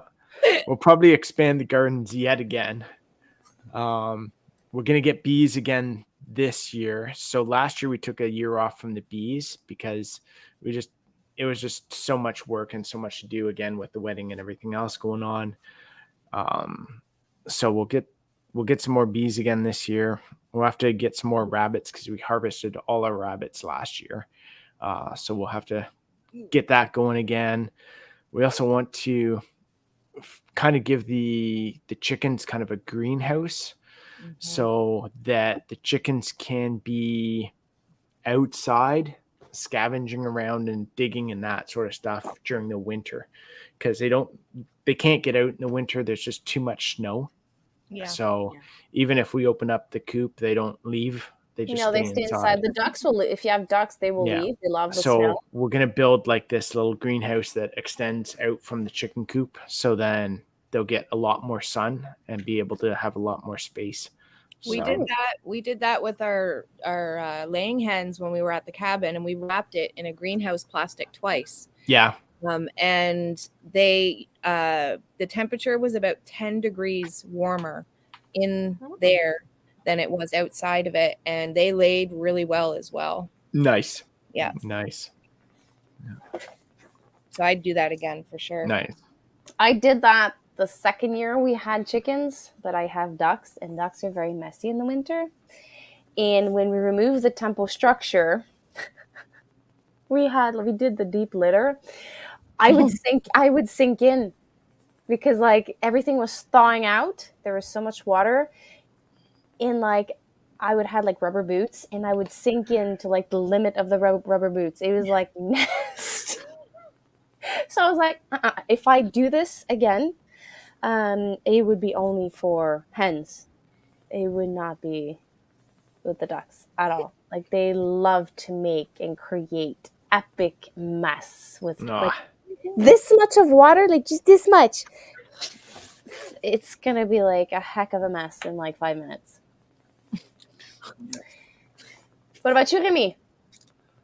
Well, I've talked about my goals earlier already, but one more thing that I'm going to add is since I'm getting married in 2 years, I want to get that going.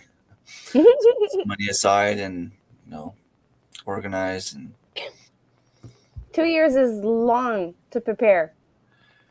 Yeah, but then it comes by so fast. True. We'll realize that we're just a few months away, and then we're there. And, I organized mine in 9 months, 10 months, and it was intense. Well, you know what mine and Mike's was? Huh?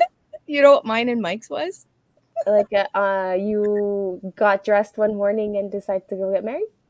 No, we were engaged, but we were planning on, because I lived in Canada and he lived in Michigan. And so we were planning on getting married in the summer and having both families. And we went to go visit me and my kids went to go visit for Christmas. And we called everybody up and was like, what are you doing in 3 days? Mike's dad was a minister. And so not everybody was there, obviously, but we got married in Mike's dad's house. Nice. Yeah. And he wed us in his living room. nice. Well, that's cool. Yep. And my mom said it's about the marriage and not the wedding. Yeah. And Oh, exactly. yeah. But if I could do it again, like we did it because we didn't want to keep doing this long distance thing. We were going to get married anyway. So we're like, hey, yeah, let's dive in. As long as the kids can go to school in the States, that's all I cared about. So I did my research. They could. Long story short, we got married. And if I could go back, my dream wedding would be like outdoor, hay wagon, like everybody bring potluck, kind of like a family reunion kind of thing. That's what I always wanted. So if we ever do get remarried, that's what I'll do. But Nice. yeah, it was, hey, what are you doing in 3 days?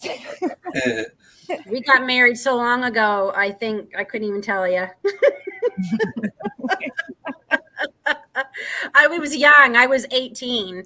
I literally graduated high school in June and was married in August.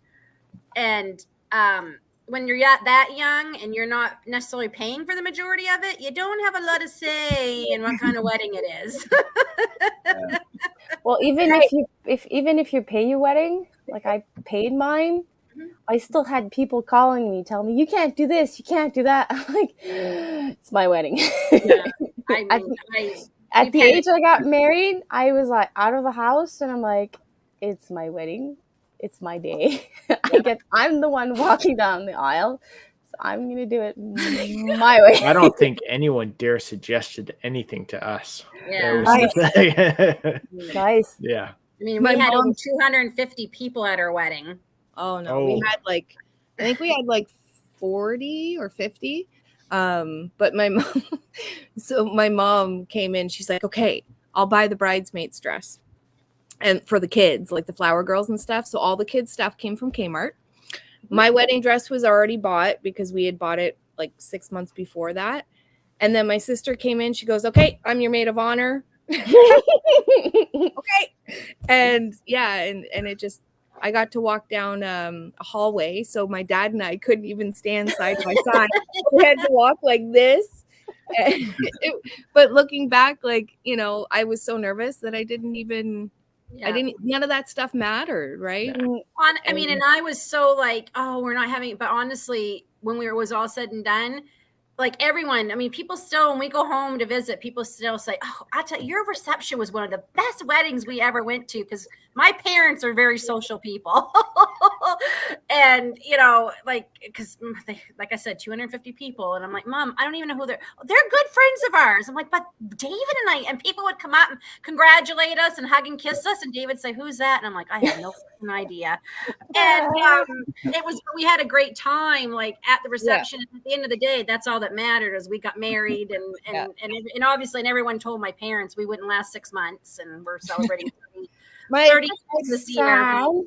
Oh yeah. And then what was really fun, this is coming from a small town, we'd been married about 10 or 11 months, and people would come up to my mother, literally come up to her job and say, so what did Lynn have? And Mom's like, have? What do you mean? They thought we got married because I was pregnant. And Mom wasn't catching on what they meant. She goes, you know what she's have. She's not sick. She doesn't have anything. And I was laughing my butt off when she was telling me. I said, Mom, they were asking you if I had a boy or a girl because they all assumed I got married because I was pregnant. And so, and my wedding dress, Grace laughs at it. She's like, Mom, it's so much dress. I said, that was 1993. It was big dress, big hair. My bouquet, we prepared the day of. The flowers came from the dollar store. And I still have, and that was another thing my mom chose. My mom chose the colors because I hate purple. And my bouquet is purple and in off blue. And I'm like, I did get to pick my bouquet. Because actually David paid for my bouquet, so I got to pick what I wanted for that. But at the end of the day, it is, about the marriage. People get way too caught up. I know a lot of people who've gotten married after us who are no longer married. Heck, I know a few who are on their third or fourth, but they had the big, huge $30,000-$40,000 weddings. Well, it was like society's expectations. Mm-hmm. A lot of people, it's like if you have a big wedding. My cousin wanted the wedding. She didn't want the marriage. big difference. She wanted the wedding. She did. She wanted the wedding with the big $10,000 wedding gown. She even had a little tiara. She wanted the wedding. She didn't want the husband. So, moral of the story, Remi, you do you, boo boo. Yep, exactly. And don't let any of us or anybody else other than you and your better half tell you what you do for your Because wedding. it's your day. It's Yep. not. You know what you anyone should else's. do, though? What? You know what you Go should ahead. do? Go ahead.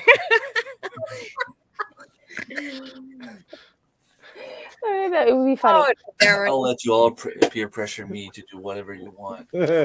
Well, we can't because it's your day. It's your. Well, actually, no, it's not your Waited day. long It's, enough. You've it's- waited long it's enough so you you can and do my whatever mom's- you want. like that's all your I, all, day. all I kept saying is I don't want to have anything like fancy or spend a lot of money on anything, but I want to have my friends and family there. And my girlfriend was always like, well, you want to have something big. I'm like, no, I want to have a lot of people. It's not the same thing. Well, you want to have something? No, I don't want to have anything big. I want my friends and family to be there. It's all. Like I want the party after. Like I want everyone to enjoy themselves. I want the kids to be there and enjoy themselves, be happy for us and be happy with us. That's what I want. Yep. I'm gonna be raising chickens. My brother-in-law's a professional cook. He's gonna cook chicken and potatoes and carrots and all that kind of stuff from my garden. My sister-in-law's Wedding. You're gonna have a homestead wedding. Yeah. Yay! my sister-in-law is a professional photographer, and she's going to do all my pictures. And obviously, I'm going to have a lot of people there that can film, so I'm not going to have to worry about that. And I won't drink the night before or the day of. Maybe the day of later on in the night, but I don't drink at all, so I can be Dave and I can be the DD for everybody. I used to say that I might drink once a year, but now YouTube has proved me wrong because I'm like, wait a minute, how come I can't tell you how many times I've drank it? Well, I can probably still count on two hands, but yeah, one or There two was this one time. is nice. Yeah, there was this one time times 3 or 4. I'm very I'm a social, I can chat, but I'm so chatty when I drink. I'm like, bye! See you later! That's off 2. And I had 4 the night before. I just, Daren, when you were saying how you've cut back on alcohol, I thought it's a good thing you don't live here in Ontario because alcohol went up 6.3% either tomorrow or February 1st. I can't remember, but it's huge hike. 6.3. Is that just in? I thought that was Canada wide, or is it Ontario? Is it Canada wide? The article said so. It's going up in Ontario, but it might be Canada wide. 6 Yeah. point. I'm just David trying to said figure out. Yes, it why. is Canadians. It is Canadians because David said the news said it's going to cost Canadians. What was it, David? $50 million more a year. They figure they're going to be making if the same amount keep buying what they did this last year. But that's the thing. People won't drink the same amount because if it David costs said more, we're going to see you more won't buy as much. smuggling and from the States. People are going to try and get more over from the States, and they're not going to go in and rob the liquor store for money. They're going to be running out with bottles of Got the goods. The world is turning They'll crazy. use gas stoves. They'll use gas stoves to hold up the car. I'll trade you this one bottle of alcohol if you give me your gas stove. Oh, and to throw it I in, can see everyone walking into the LCBO with a dozen eggs. Hey, I know what Not the same. I got a full chicken and 12 eggs right here. I can hook you up. Do you mind if I walk around a little bit? Once of this, one dozen a week. You need 2. I Yeah. might be able to pour you 2. Go to car dealerships and say, "Look, I have got a limited supply of eggs. What can you do for me?" The government, yes, they are making Want a it dozen barter white system. or a dozen brown? I even for special effects, I have some blue. Or I was going to say, I can sell even higher because I got blue eggs. I can see myself walking in this in a place where they're selling like fancy cars, and the guy would look at me and be like, "Sir, I don't think, like, judging by your clothes, I don't think you have the money to buy a car here." And I have you'd be eggs. surprised because I'm a homesteader now. I have chickens and eggs. Oh, Oh. all the salesmen will come running out wanting to. He's a homesteader. He's a homesteader. He's got eggs. He's got eggs. The yolks are more yellow. They're golden eggs. He knows how to kill a chicken. We need to know him. I saw that. Guys don't care about looks anymore. What they care about is if a woman can catch and kill a chicken. I saw that comment and highly recommend that book. Wait. Okay. Send me, or can you send me yeah, let me get a picture. Hold on. I'm trying to zoom Mike's in. Mike's work. not even Okay. central oil still. But like David said, if that's true, if it's going to be like $50 million, no wonder they're doing it, because they need that money to pay off everything. $50 million a year Guys, just from booze sales? It's only inflation. That's just going to pay for their salads on the jet. I was going to say, it's going to pay for all the jets going overseas this week. Yeah. But they want to take our gas stoves. I think it's time for me to learn how to brew. Yeah, I think so. I mean, that's a big hike all of a sudden, like 6.8. I mean, Is it only on hard alcohol or it's also on beer? As far as I know, it's all liquor sales. All alcohol. No, it is on the beer too, because I remember I was watching it was like a debate they were having, not in the house, but in something else. And the guy or somebody was like, can we, you've already put up their taxes on this, and this, and this is going to be hard and it's going to cost more. Can you at least give Canadians a break on their alcohol? I know. They need their beer, eh? Hey? No. Well, Darren, I just keep picturing you with like a trench coat. And you open it up and you've got eggs. In back alleys, we're going to be meeting in back Yeah. Can you guys imagine? Like, did you ever think 10 or 15 years ago, like, eggs would be like this, like crazy? Eggs, something that comes out of a chicken's rear. Yeah. Mike, there was a chicken joke and it's so stupid. It's funny. I can remember the end, but I can't remember the beginning. Is it that little kid? Yes. Okay, what was the beginning? So why chickens are funny? Because but the kid does it way better. The kid does it's like you can't help it. Like he's got this chicken in his arm and he's carrying it like I would, and he's like 4 years old. Because yeah, Mike made me do that joke in tomorrow's video. Just so did you see the joke today too? If you've got chickens, don't worry about your catalytic converter. Worry about your chickens. Yeah. I'm gonna have to jack my chickens. Crazy. Get that what do you call it? That chip we get in the dog. We're gonna have to microchip all our chickens. Chicken nappers and everything. Who worries about the fox anymore, right? Out there. Hey, what are you doing? He's like, I nothing. I'm like, get away from my chickens. Take the car, but leave the chickens there. I can leave the key in the John Deere now. Just leave the chicken coop open. Yeah. Oh my Lord. I actually have some surveillance at my house, and some of my surveillance is pointed in my chicken coop. One is pointed in my garden. Yep. And I also have one within the chicken coop. And like I have someone that came at my house and they're like, isn't this overkill? I'm Not like, now. like that was last year. That was last year. So, and I actually have some on the side of my house, the other side of my house. So it's like a 360 of my house, and it's on record. So if anyone does anything Good while we're Lord, not here, Andy, your house is better than Fort Knox. well, I had stuff stolen from my property.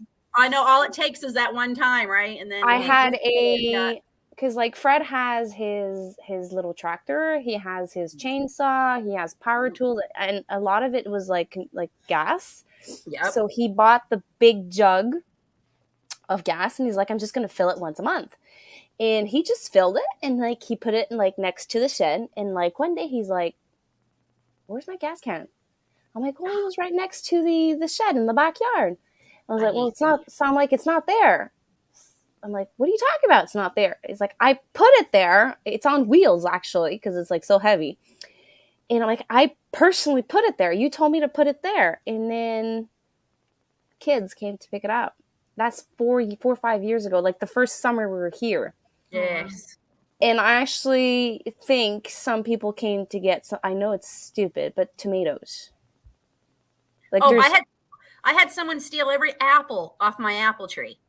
And I'm like, look, and the funny thing, if you knocked on the door and said, do you mind if we pick a few apples? Yeah. I would gladly let you pick some, but to pick every damn one off my tree, Yeah. like every. Well, that's why I have all those cameras. Like, Yeah. I know I probably won't be able to identify the person because, like, the camera's probably not zoomed in, but I'll have proof that someone came to my house.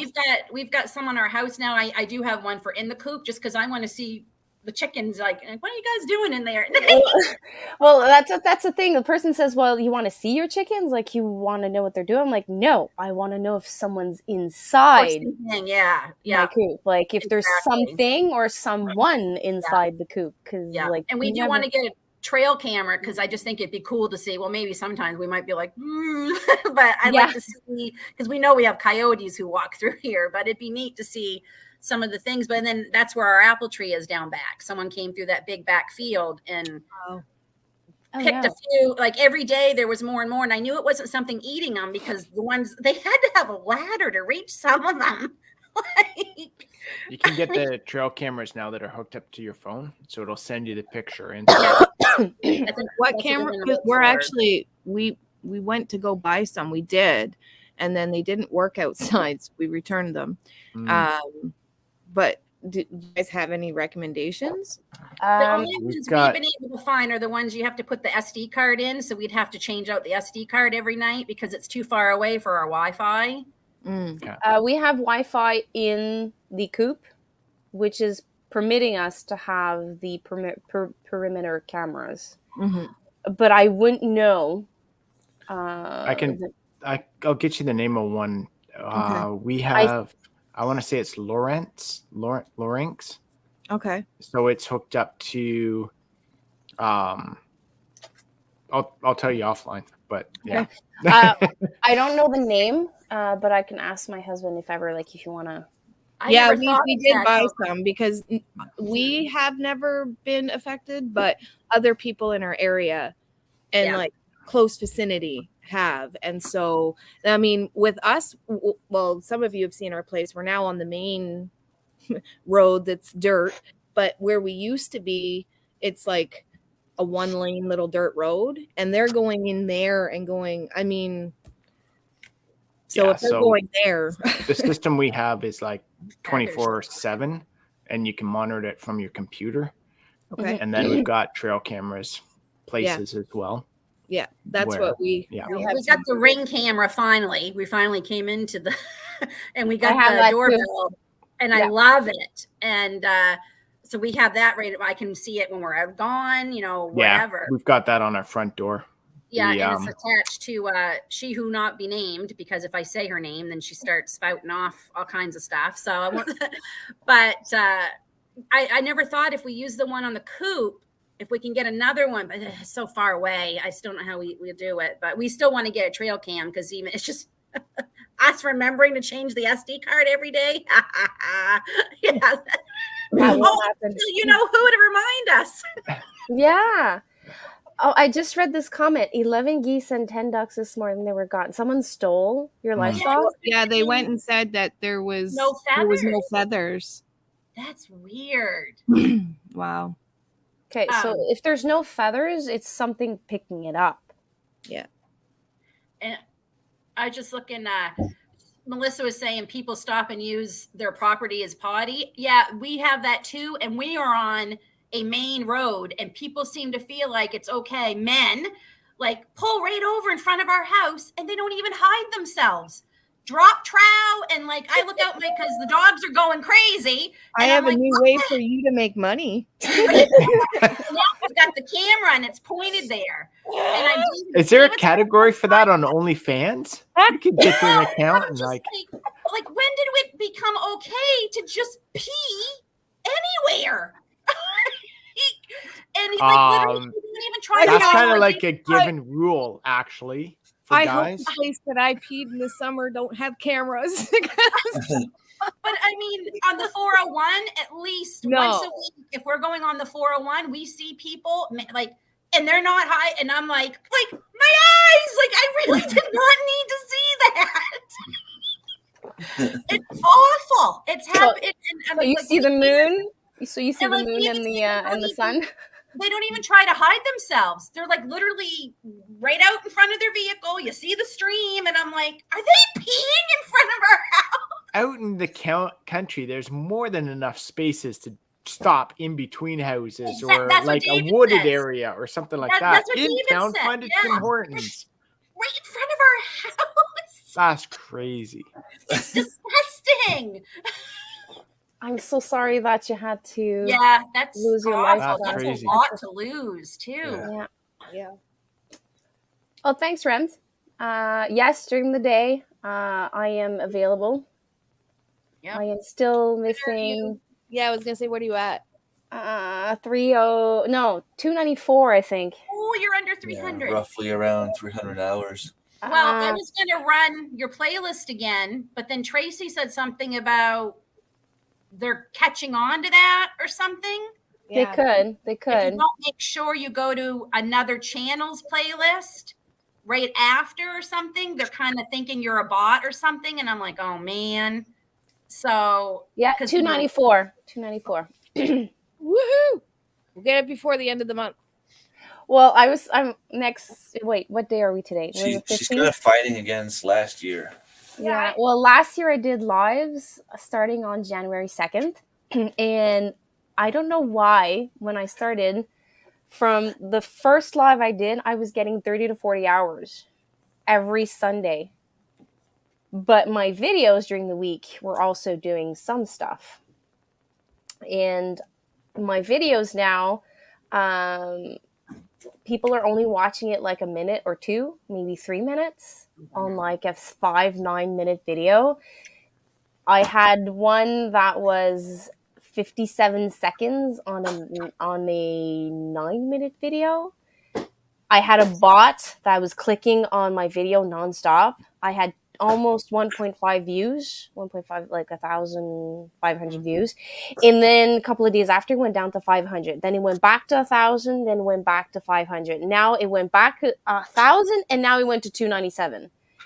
So there's like this video in particular, like there's something happening. And there was also another video that Remi shared, my day 2 to day 5. Same thing. Someone is clicking on it, closing it, click, close, click, close. I don't know why they're doing that. So I don't know if it's a bot or it's because I'm so close and they want to stick a pin in my shoe. Or somebody, or it could be someone doesn't realize. They think, oh, they're helping you by starting and stopping and then starting again. Like it could be someone thinking, but it actually hurts you. So yeah.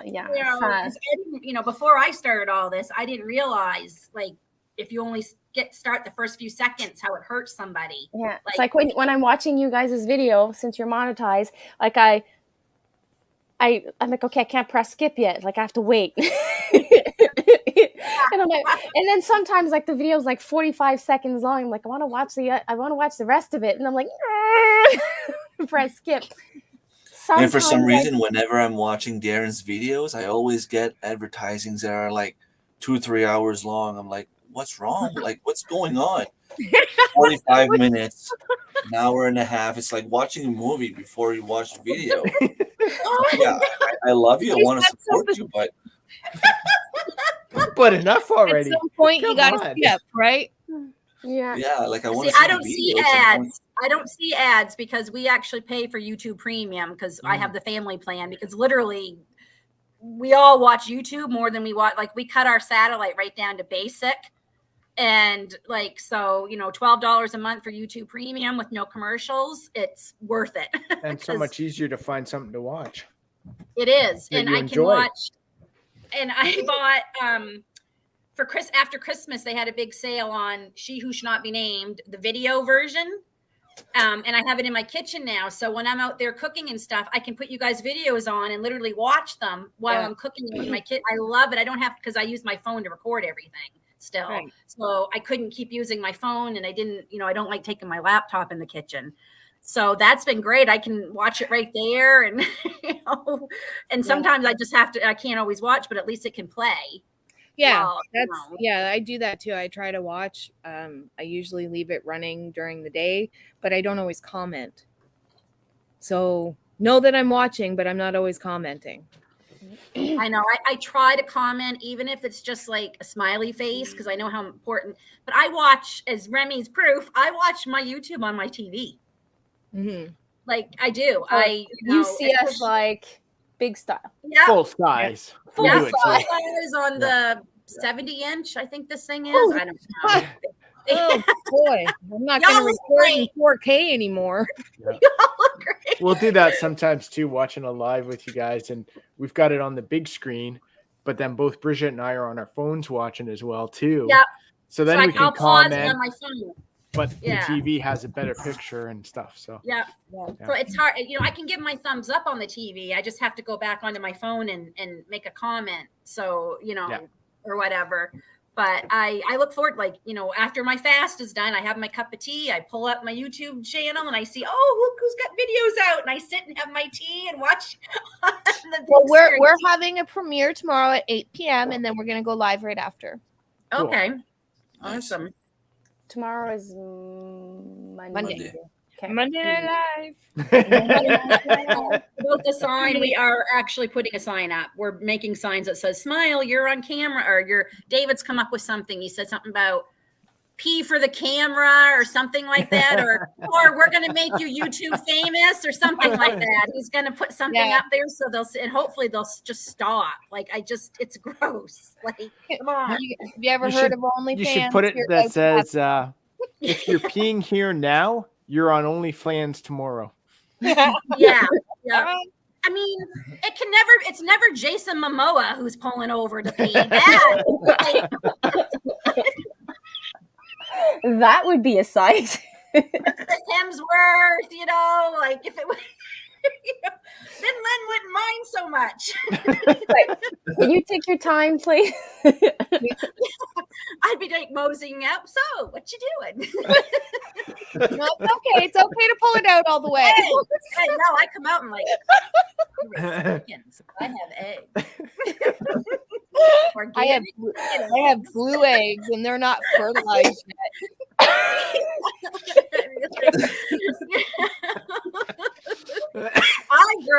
I grow tomatoes. And I know how to cook with them too. Like, that's what they're gonna want now. You guys are so bad. I can see you walking out. You need me to shake that for you? I don't know if I do that, but I'd probably going out and going,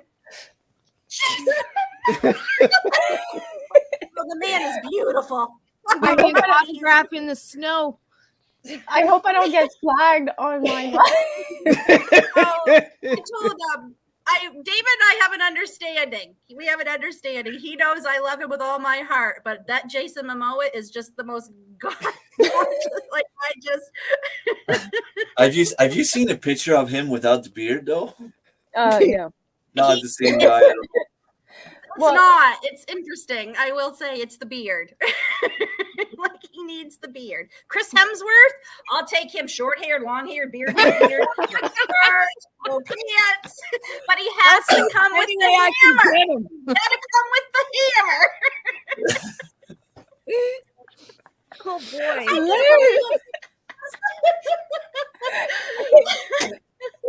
I got you a drink. Water, I promise. I'm fasting. I'm starving, so I have no oxygen. So Darren, with your beard, be careful if you ever want to go pee in front of a. My stomach hurts. Kind of grateful Mike can't grow a beard right now. When he can't grow a full beard, he can grow some. Because of Well, that's school. the same as me here and on the sides. But like Yeah. right here, Same nothing. with him right here. He So I can't. get like 3 beards going. I seen, what was it we seen the other day? Some celebrity's kid had a birthday and they shared it, and he was growing a beard like right here. There's just like 2 strips of hair, and I'm like, is that the new thing? Because I did not care for it. You know what I saw was the new thing, and I hope to God it isn't. That circle beard around the head. No, they're Okay. they're beards, like the big bush beards. They're like artistically making them like squirrels. Oh or yeah. chipmunks, and I'm like, okay, No, you do you, no. you do you. Goddamn lumbersexuals. And there goes, there it is. My stomach is gonna hurt for like 2 days. See, this is what we're like online. I can't wait until the conference. Man. It's awesome. We're being good right now because we're live. We're being clean. Yes. What happens at the cottage stays at the cottage. Yes. I'll be a I host just had and I'll to be tell the David lumber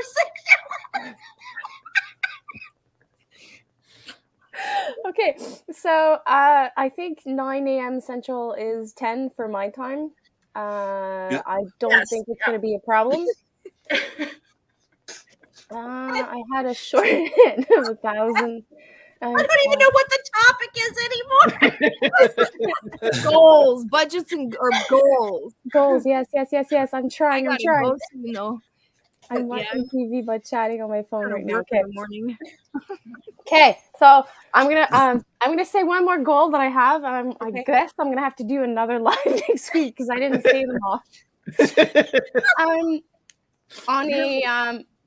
On the Homestead, I did say that I was going to do my online training from l'Académie Potagère, which is in French.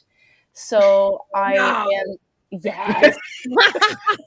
Really? I don't know how to say in English. It's Academy Potager Academy. Anyways, it's What is it? It's Making potager. Gardening. Yeah, making potager. Gardening. Okay. It's gardening course. So basically, Gardening, okay. it's I market never would have guessed that. gardening, but like I'm going to school. It's like if I'm learning from the beginning, but like with the right tools, the right ingredients. Okay. And I have to unlearn Oh, I bet, eh? certain things. And it's adapted to my climate. So it's zone 4. I'm zone Nice. 5. So it's for that's zone 4 and cool. zone 5. And like there's things I'm like, they're saying, I'm like, really? If I would have known this 5 years ago, that would have been so helpful. So I have 2 modules done. I have 10 left. So I've given myself that challenge at the end of the year. I purchased the course. I have to finish it before March. And another one in that direction, I'm trying to convert to soil blockers because I want to get rid of all those pots. I want to stop washing all those pots like multiple times a year. And I have to store them somewhere. So if I can fall in love with the soil blockers, it would make me really, really, really happy. I've had those in my cart for later for like 2 years now, trying to decide whether to get them or not. But I also heard that if you know it's all your pots are yours And I've heard that we don't have to be washing them every year. Like it's a precaution because if you make your own soil and like you know what's in it, maybe, but I'm buying soil from somewhere else. Yeah, me too. The possibility of bringing a mushroom, a bad one, or like a bad something in your containers are very slim, but they're possible. So what I do is I fill my bathtub, I put a bit of bleach, and I just take, like, I usually take like a little brush and I was scrubbing everything in every little corner. But like when you have 150 tomato plants, 100 plants of peppers, that's just there, 200 and something containers. Mm-hmm. And now I just go really quick and like don't even bother. But if I could fall in love with the concept of the soil blockers, that means I just have to wash the mini 3/4, the 2-inch, the 1.5-inch, and this year my 4-inch is in the cart. I'm thinking of getting a 4-inch soil blocker. And because I have an affiliate link with West Coast Seeds, it's even like I would get a little recompense from it. But it's still an investment. Like the 3/4 inch is $40-ish. Yeah. The 2-inch I think is $49. The 1.5 also is $49, but it's 5 blocks. And then the mini 4 is 4 blocks. If but you then want to see how big that is, Ange, just call Mike over. I was trying to clean. So they're stainless steel too. So if you take care of them, you the mini 3/4 is not in stainless steel; it's in plastic. It's a little bit more fragile. But the one I'm getting sidetracked. So the 2-inch and the 1.5 inch is in stainless steel, and the 4-inch also. Mike, do you have to pee?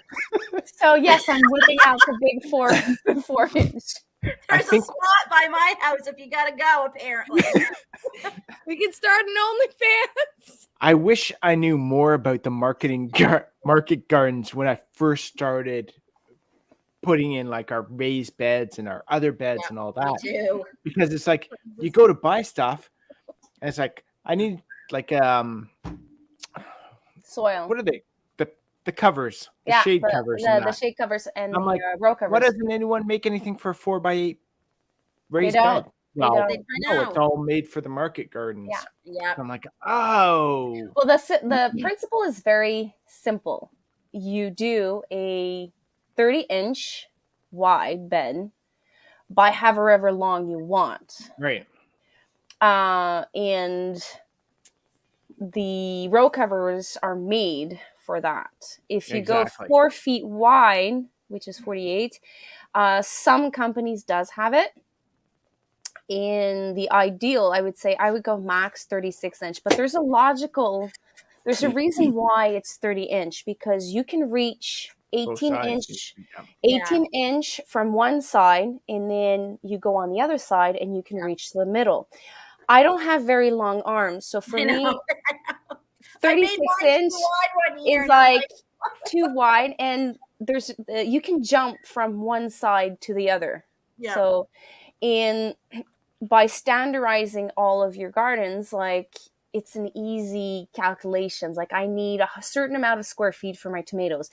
I need a certain amount of square feet for my I'm peppers. a terrible gardener. I don't figure that stuff out at all. By doing this training, I'm like I knew the base of it, but now I understand like the tomato math, the pepper math, the potato math, because like everything's standardized, and it's at like getting it established is a freaking nightmare. But once you figure it out and you've established that market garden, it gets easier and easier and easier year after year after year. I will say my potatoes this year, I grew them in Rubbermaid totes, old totes we had lost the lids for, whatever. David drilled a whole bunch of holes in the bottom of them for me. Mm-hmm. They were awesome. I grew, and that was my first year trying it. I'm definitely doing it again this year. And then I didn't have to have room in like the actual, because don't have much luck growing potatoes in the actual dirt here. I just don't think have the soil for them or something. I think Or- Remi is Are you zone Remi? 4. Oh, Zone and 4. Darren. Yeah, as Darren well. is zone 4. I'm zone 5. Lynn is zone 5. Angie B. is zone. I think it ranges because we're on a peak. But usually around 4, depending on the year, it's been known to be 3, but usually 4B, I think. I'm 5B. I'm in a microclimate, which is weird. Yeah, I'm we're like- 5B too, but one of my goals this year is I think I'm going to plant this year some things to go into the fall. I kind of feel like I that Scarlet lady that we met at the conference last year, I follow her on Facebook too, and she grew a lot more, like way into November, because of course this will be the year. This will be the first year. This will be the year we have a snowstorm Thanksgiving weekend or something. Well, she just posted a short today that she's gardening in January. Yeah, I mean, I have lettuce technically growing in the house, but I don't have anything outside. Unless you count my garlic. She was. But I think I want to plan for later in the season, like go ahead and try growing some more things. And then some things I'm not going to grow in the spring. I'm going to skip the spring and do fall. I think spring was awful. I'm going to do 2 weeks earlier outside row covers so that I buy 2 weeks of less pest pressure for my cold hardy crops. If I can't get row covers because they are expensive, I'm getting professional ones. I'm no longer buying the ones on Amazon. They're going to break within a year or two. I find that if I can't do that, I'm going to go with hybrids, shorter, smaller versions. So, like example, cauliflower, whatever I can find under 50 days, hybrid, that's what I'll plant. If I can't find row covers, I'm going to go hybrids and smaller. So instead of having those big, beautiful cauliflowers or broccoli in the spring, I'm going to have the smaller ones. And then in the fall, I'm going to start my starts, I think it's in June. And I'm going to wait to transplant them. I think it's July 15th that I transplant them. And the pest pressure is going to be at its peak. So that means I'm going to have to either spray them with BTK or find netting or something, but then I'll be able to have the big ones because in the fall, the pest pressure dies really fast. Dies right off. Yeah, I'm not going to do the cauliflower and stuff in the spring. I'm not even going to worry. That will be a fall thing this year for me because it was miserable last year. Our spring here was so bad. And I'm not starting my starts yet. I learned my lesson. I started them too early. I don't think I started them too early last year. Some of them I started a little late. But the year before I started them too early, and that was bad. I'm starting, I think it's the last week of February. It's for onions and celery, or it's the first week of March. I can't remember. But the only thing I have going on right now is a basil that I just sowed, spinach, lettuce, and I have micro dwarf tomatoes, Red Robins. They are made to be in 6-inch pots. And I'm trying out. I have 3, 4, 5 plants of those. And pretty much that's all I'm going to do. Maybe one or two, what do you call them? Microgreens. I might throw in a couple of microgreens until I start my my seedling operation. I'm growing my butter lettuce now. I'm hoping I want to eat it. I didn't start it to start it. I'm mad because I meant to do it back in November, and then I just kind of lost my time. But one of the things I definitely want to start earlier this year is the loofah, because I don't think I started the loofah early enough last year, and then I don't think I had them in a good spot last year either, because I'm determined to grow those. I've grown them once, and they are awesome. They go in our zone, and even in 5, because I grew them when I lived in Durham region. They will never ripen on the vine for you. You have to pick them. If they start to brown, you have to pick them before the first frost, and then you have to bring them inside to dry. You'll never get them to brown and harden. So I lost quite a few by bringing them in. And I think I had 3 loofahs that I harvested, and I was able to I still have some of the sponges. But yeah, with that zone, you'll won't be able to I guess, ripen them enough to where they'll go brown and hard on your before frost will get them. Yeah, my friend Tanya, who lives in Iowa, there's pretty. I think she's the same zone as me. Mm-hmm. She ended up having, because they were going to get hit with a big frost, and she said, "Well, I'm going to take a chance because they're either going to get killed by the frost or killed by me." Yeah. And I think she had 5. It was her first year growing them last year, and she got 5. And out of the 5, I think she was able to save 3 that were able to dry in her house, and they're so pretty cool. Awesome. Like you know how many people, me included in this, I thought loofahs came from the sea. I did too. I thought they were sea sponges. How did so many people from how did we all think that? Yeah. Because we call them sponges. Maybe. Yeah. I mean, you can get sea sponges that people use too for, like, there is ones, but I just assumed they were the same. I had no idea until, and I saw it for the first time, and I'm like, loofahs grow on vines and plants? What?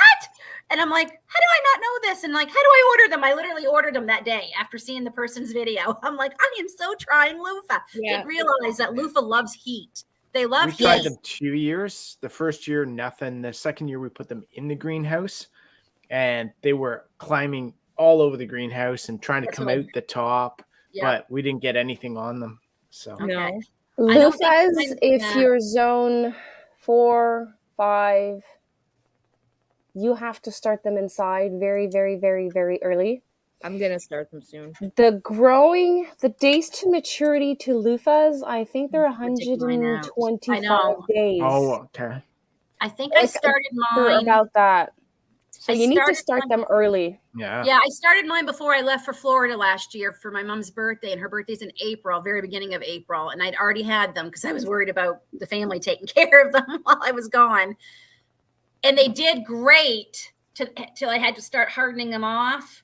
And then they kind of got really shot. I mean, part of that was my fault, the way I was hardening off. And then where we planted them, where I wanted them to grow up along the fence, I don't think they got the amount of sun they needed, because they love, like, you got to have heat. They love the heat. So I was right. It's 90 to 120 days, but that's just for the fruit to form. Yeah. So it needs to dry. I just found pictures of when I grew the loofahs. They were pretty cool. Nice. Yeah. So I would say it's at least 120 to 150 days without frost. So that means you have to start them early if you're in zone 5.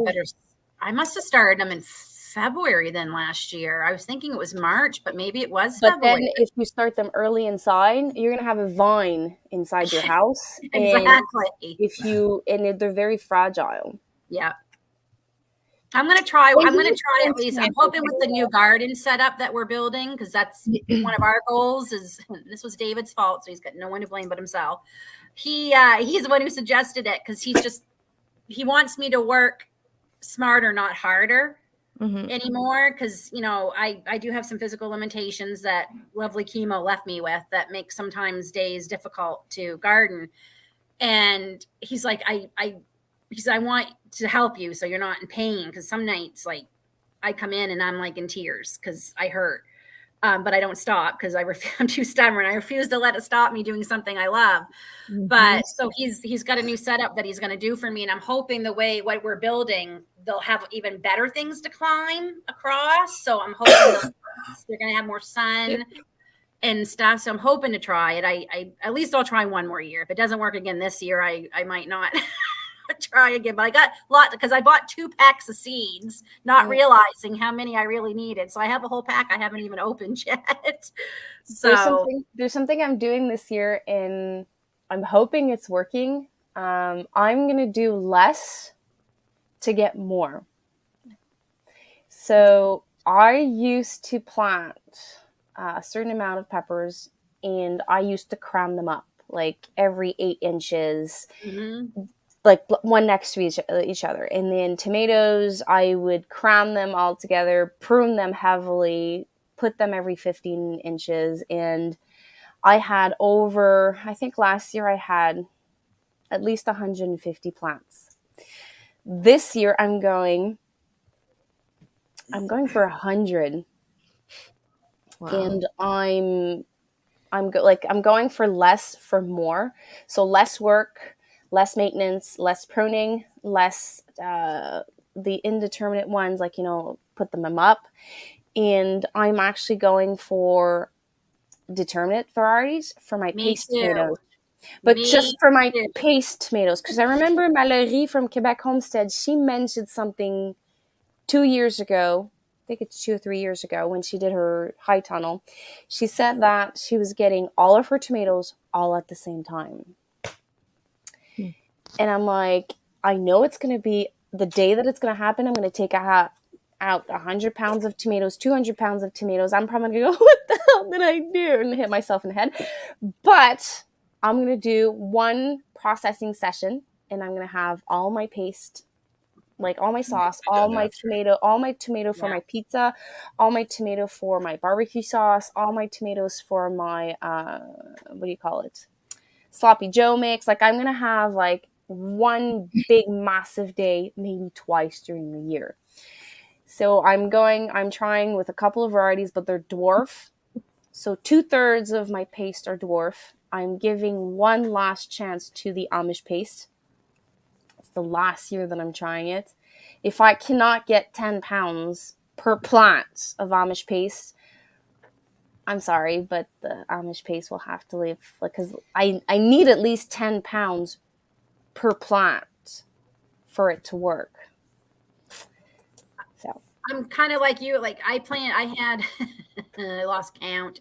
I had over 120 bell pepper plants alone last year, seedlings that I started. Like I was nuts. I don't know what I was thinking. And I know what I was thinking. I was panicking a little bit, even though I was telling myself I wasn't. I was watching everything and thinking, oh my God, we're not going to be able to get peppers like in the grocery store in the fall, or they're going to be I did. I panicked a little bit and thought, I'm going to plant, apparently plant every bell pepper plant in the world. I have to show. Oh, sorry. I thought you were done. I got a lot. I did get a lot of bell peppers. Like I haven't had to buy any, like all we froze, but some of them weren't always really big. And I'm like, what if I grew less plants and was able to give more attention and make them so they're really good size bell peppers. So when I'm cutting them up, I'd still have like a lot still freeze, but I wouldn't have to cut up 5 to get the same amount. You know what I mean? Like something like you, Annie, more for quality. I'm saying this now. I might go like, oh my God, what did I do? I should have planted it at the end of the year. But that's how you learn, right? I had to freeze all my tomatoes because I never got enough at one time to make a batch of anything. And then we had to freeze ours and then wait till the freezer was full. And then the problem is now we're harvesting the rabbits and the pigs. And it's like, no, I need the freezer space. Freezer space is like, I don't think anyone can understand this. Like homesteaders understand this. Freezer space is so, so, so precious. Yep. And even if I wanted, I can't fit another freezer in my house. Like I have one in the office right now because we don't have one chest freezer right in the garage. We have 4 in our garage. That's it. We're not getting any more. I don't even have a garage. Like I have one small chest freezer in it's our emergency freezer if ever there's overflow in the office. And then in the laundry room, we have a small stand-up, and we have a commercial size chest freezer. The only thing I can do is I can sell the vertical one that's small and switch it to the tall one. So I probably would get like 1 or 2 shelves extra if I would to do that. So that means small ones, the like they look like a refrigerator. Yeah. I love them. Yeah. They are so much better. If I could, this is what I do. I would sell my fridge, buy just a fridge, no freezer on top, and then sell the tall freezer, like the medium one, and get 1 freezer. So I would have an extra fridge and a big size, but they can't measure more than 30-inch each because I have 65 inches wide to fit them. So I just finished the renovations, and that's the space that we needed. Like every renovations that we're doing in my house, we're always missing 6 inches, like to make it work. I know it sounds stupid. On that note, I gotta go. It's past my bedtime. I was gonna say the same thing. Always just proud to say the go same thing. Yeah, But, I just realized what time it was. But yeah. yeah, Funny, gotta but I go, like but to say before I 6 go, inch. I want to do something for Chris over at Hickory Croft. So I was just scrolling through my Instagram just to see if I could find the squat or the video, or see, it's time for me to go to bed. And see if I can find the loofahs. And I came across something I did back when I was in Durham region as well. So on my squash seeds, I did this. So this is how they would greet me. So I paper towel method them, and then I drew faces on them. So, and then they came out of the soil like this. We should all write doom on a squash seed and let it grow. And and then say, this is for you. oh, we should do it as a quick video or That's something. awesome. That'd be Hashtag cool. doom squash. Squash doom. Well, all that being said, like I really gotta go. Yeah, sure you. Good That's morning, right. and it's later for Everybody. me than it is for you. Oh, It's yeah. Hope you guys 11:30 find for that you. 6 inches. Yeah. Have a great night. Have a Bye. good night, everybody. Take care, Bye, everyone. everyone. Bye. Oh.